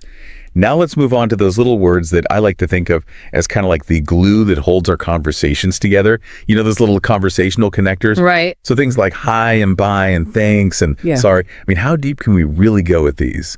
You might be surprised. Even these seemingly simple expressions play a really vital role in how we interact with each other. Okay. For example, hi and hello, they're not just greetings. They signal that you're open to communication and connection. Oh, so it's like setting the tone right from the start, like you're extending an invitation Yeah. to engage in a conversation. Exactly. Okay, and then on the flip side, we have bye. Right, which signals, closure. It marks the end of the conversation, and, it allows us to transition smoothly out of the interaction. Okay, that makes sense. So we've covered greeting and departing. But what about those little words that add a touch of, politeness and gratitude to our interactions? You mean thanks and sorry? Exactly. Ah, yes. Those are powerful tools. They help us maintain social harmony, and they help us, navigate those little bumps in the road of human interaction. Yeah. Thanks acknowledges a favor, right, or a kind gesture, and it, reinforces those positive interactions that we have. And sorry is all about taking responsibility for something, smoothing over those mistakes and showing empathy. Exactly. They're subtle, but they're really essential for building good relationships. Yeah, I think it's interesting how we often, modify these words for emphasis, like saying thanks a lot. It carries a lot more weight than a simple thanks. Oh, definitely. Or I'm so sorry versus just sorry. It adds that extra layer of sincerity. Exactly. These little nuances can make a big difference. Absolutely. Okay, so we've explored 6 key verbs and 4 of these essential conversational words. We have. Are you starting to see the power of these seemingly simple words? Oh, absolutely. It's like we're peeling back the layers and discovering all this hidden depth to language. I agree. All right, so I think we're ready to tackle our next category, which is nouns. So where do we even begin with this? Well, our source has chosen a handful of nouns that represent fundamental concepts, the building blocks of how we understand the world. Okay. So let's start with time. Okay, time. Such a basic concept, yet it governs so much of our lives. Right. We're constantly thinking of time. What time is it? Do we have enough time? It's like this invisible force shaping our days. Right. And the source actually delves into some pretty deep questions about time. Oh, really? Like, how do different cultures perceive time? What's the relationship between time and memory? It's fascinating stuff. Okay, now I'm intrigued. All right, so alongside time, we have day, which seems, very ordinary. But, it really does mark the rhythm of our lives. Have a good day. It's a brand new day. Right. And day can also refer to a specific period in history, like back in the day or the day the music died. It connects us to this flow of time, both personal and historical. Wow, I like that. Okay, what's next? Next up is thing, which I have to admit always makes me chuckle a little bit. Why is that? Well, it's like the ultimate catch-all word, for when our vocabulary fails us. Oh, yeah. It's like the ultimate placeholder. What's that thing over there? The thing is. But, it's actually really effective at conveying meaning, even when we can't come up with a more specific word. Right. It shows that communication isn't always about, perfect grammar or an extensive vocabulary. It's about getting your message across. And sometimes thing does the job perfectly. Yeah, absolutely. All right. So speaking of conveying meaning, we've got place next on our list. It seems like a pretty straightforward word, but I'm sure there's more to it than meets the eye. There is. Place isn't just about physical location. It can also refer to a position in a sequence, like take your place in line, or even a state of mind, like feeling out of place. It's a word that helps us navigate the world in all sorts of ways. Right. It's like place isn't just about where we are physically, but also about how we fit in. Exactly. And how we make sense of our surroundings. Exactly. Okay. And then finally we have people, which, it's it seems so obvious, but, when you think about it, people are really what makes the world go round, right? That's true. People represents our shared humanity. Right. That's the foundation of society and relationships and, everything that makes us human. It's the word that reminds us we're not alone. Yeah, absolutely. Okay, so we've explored verbs, conversational connectors, and now nouns. I'm already feeling like I have a whole new appreciation for the power of these everyday words. But before we jump into adjectives, I'm curious, what's standing out to you so far? Honestly, I think what struck me the most is how much depth and nuance there is, even in the simplest words. We use them all the time, but we don't often stop and think about how they work. Yeah. It's like we're taking them for granted. Totally. But I think this deep dive is really helping us to, kind of slow down and appreciate the intricacies of these words that we usually just take for granted. Exactly. Yeah. All right. So adjectives, I think we're ready. Let's do it. You know, it's funny how we can go through like our whole lives using these words and never really stop to think about them. Right. It's true. But that's, I think, what makes this deep dive so interesting. Yeah. It's like we're forced to slow down and actually like appreciate these things that we usually just, take for granted. Yeah. So last we left off, we were about to delve into the world of adjectives. So are you ready to add some color to our conversation? Absolutely. Adjectives are what bring our language to life. Yeah, they do. They paint pictures in our minds, they evoke emotions, and they help us make sense of the world. I love that. So true. And they add, that extra layer of detail that just makes our communication so much richer.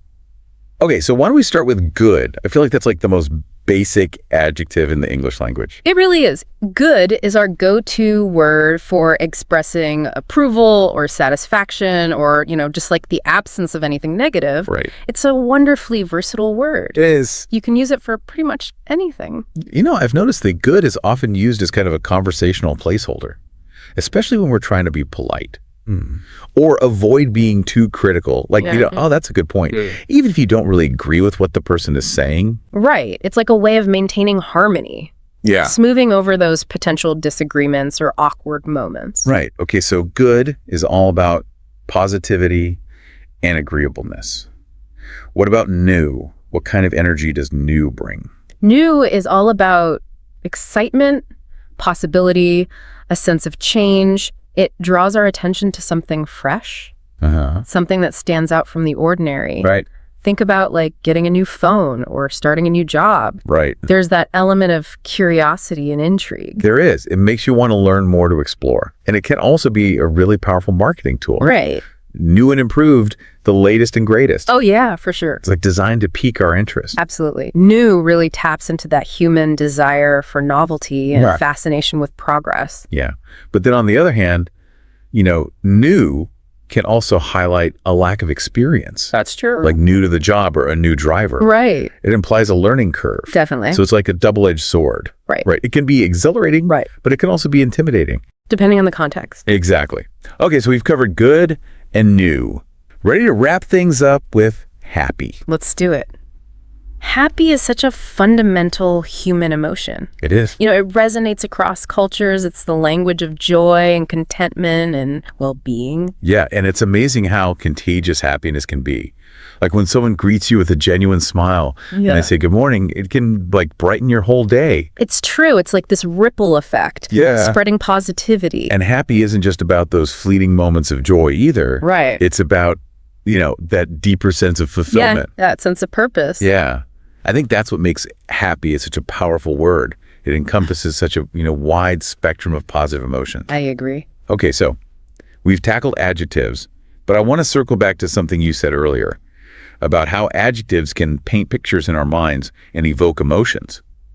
Do you think there's a connection between these simple adjectives and how we experience the world?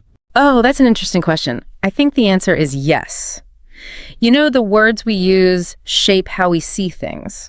They provide the framework for how we understand and interpret our experiences. So, for example, if we're constantly using negative adjectives to describe ourselves or the world around us, we might actually start to see things more negatively. Exactly. The language we use becomes like a self-fulfilling prophecy. Wow. It influences our thoughts, our emotions, and ultimately our actions. That's a powerful reminder to be mindful of the words we choose. It is. Okay, so we've covered a lot of ground in this deep dive.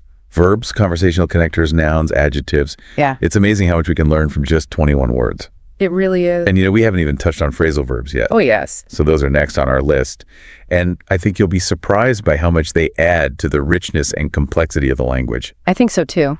Okay, I'm intrigued. Bring on the phrasal verbs. All right, so welcome back to the deep dive. We've already covered so much. Yeah. But before the break, you mentioned phrasal verbs.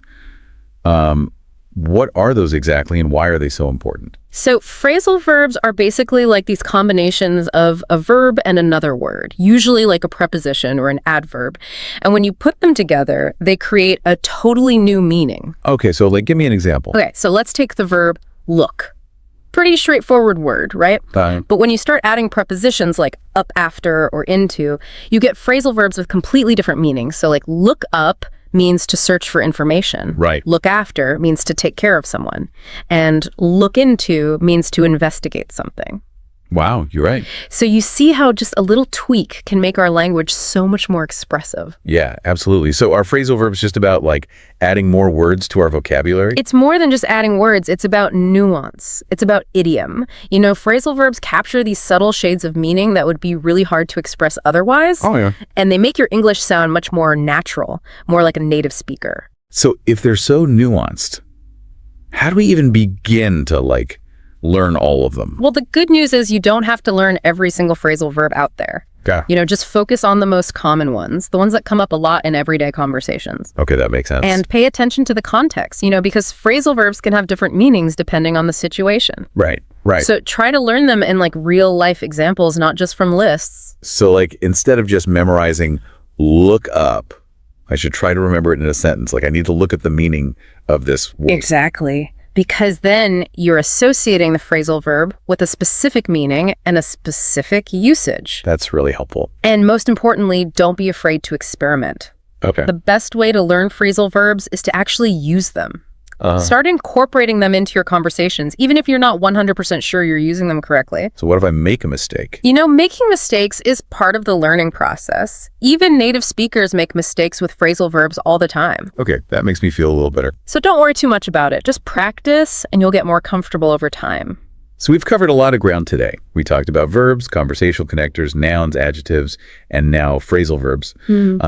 It's pretty amazing how much we can learn from just 21 words. It really is. I think it just goes to show the power of language. Yeah. And how these simple building blocks can be used to express so many different things. So what's like the main takeaway you hope listeners will, walk away with from this deep dive?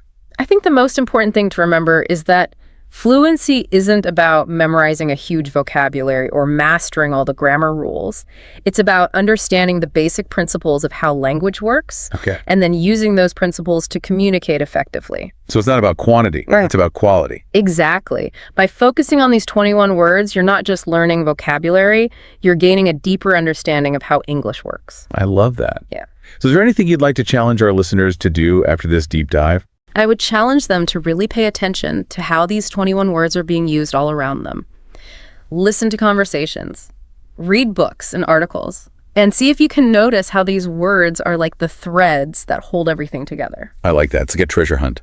It is. And the more you find, the better you'll become at understanding and speaking the language. Exactly. Well, this has been such an eye-opening deep dive for me. I feel like I've learned so much. Me too. And I definitely have a new appreciation for these words that we use every day. So thank you so much for joining me on this journey. And thanks to all of you for listening. We'll see you next time for another deep dive.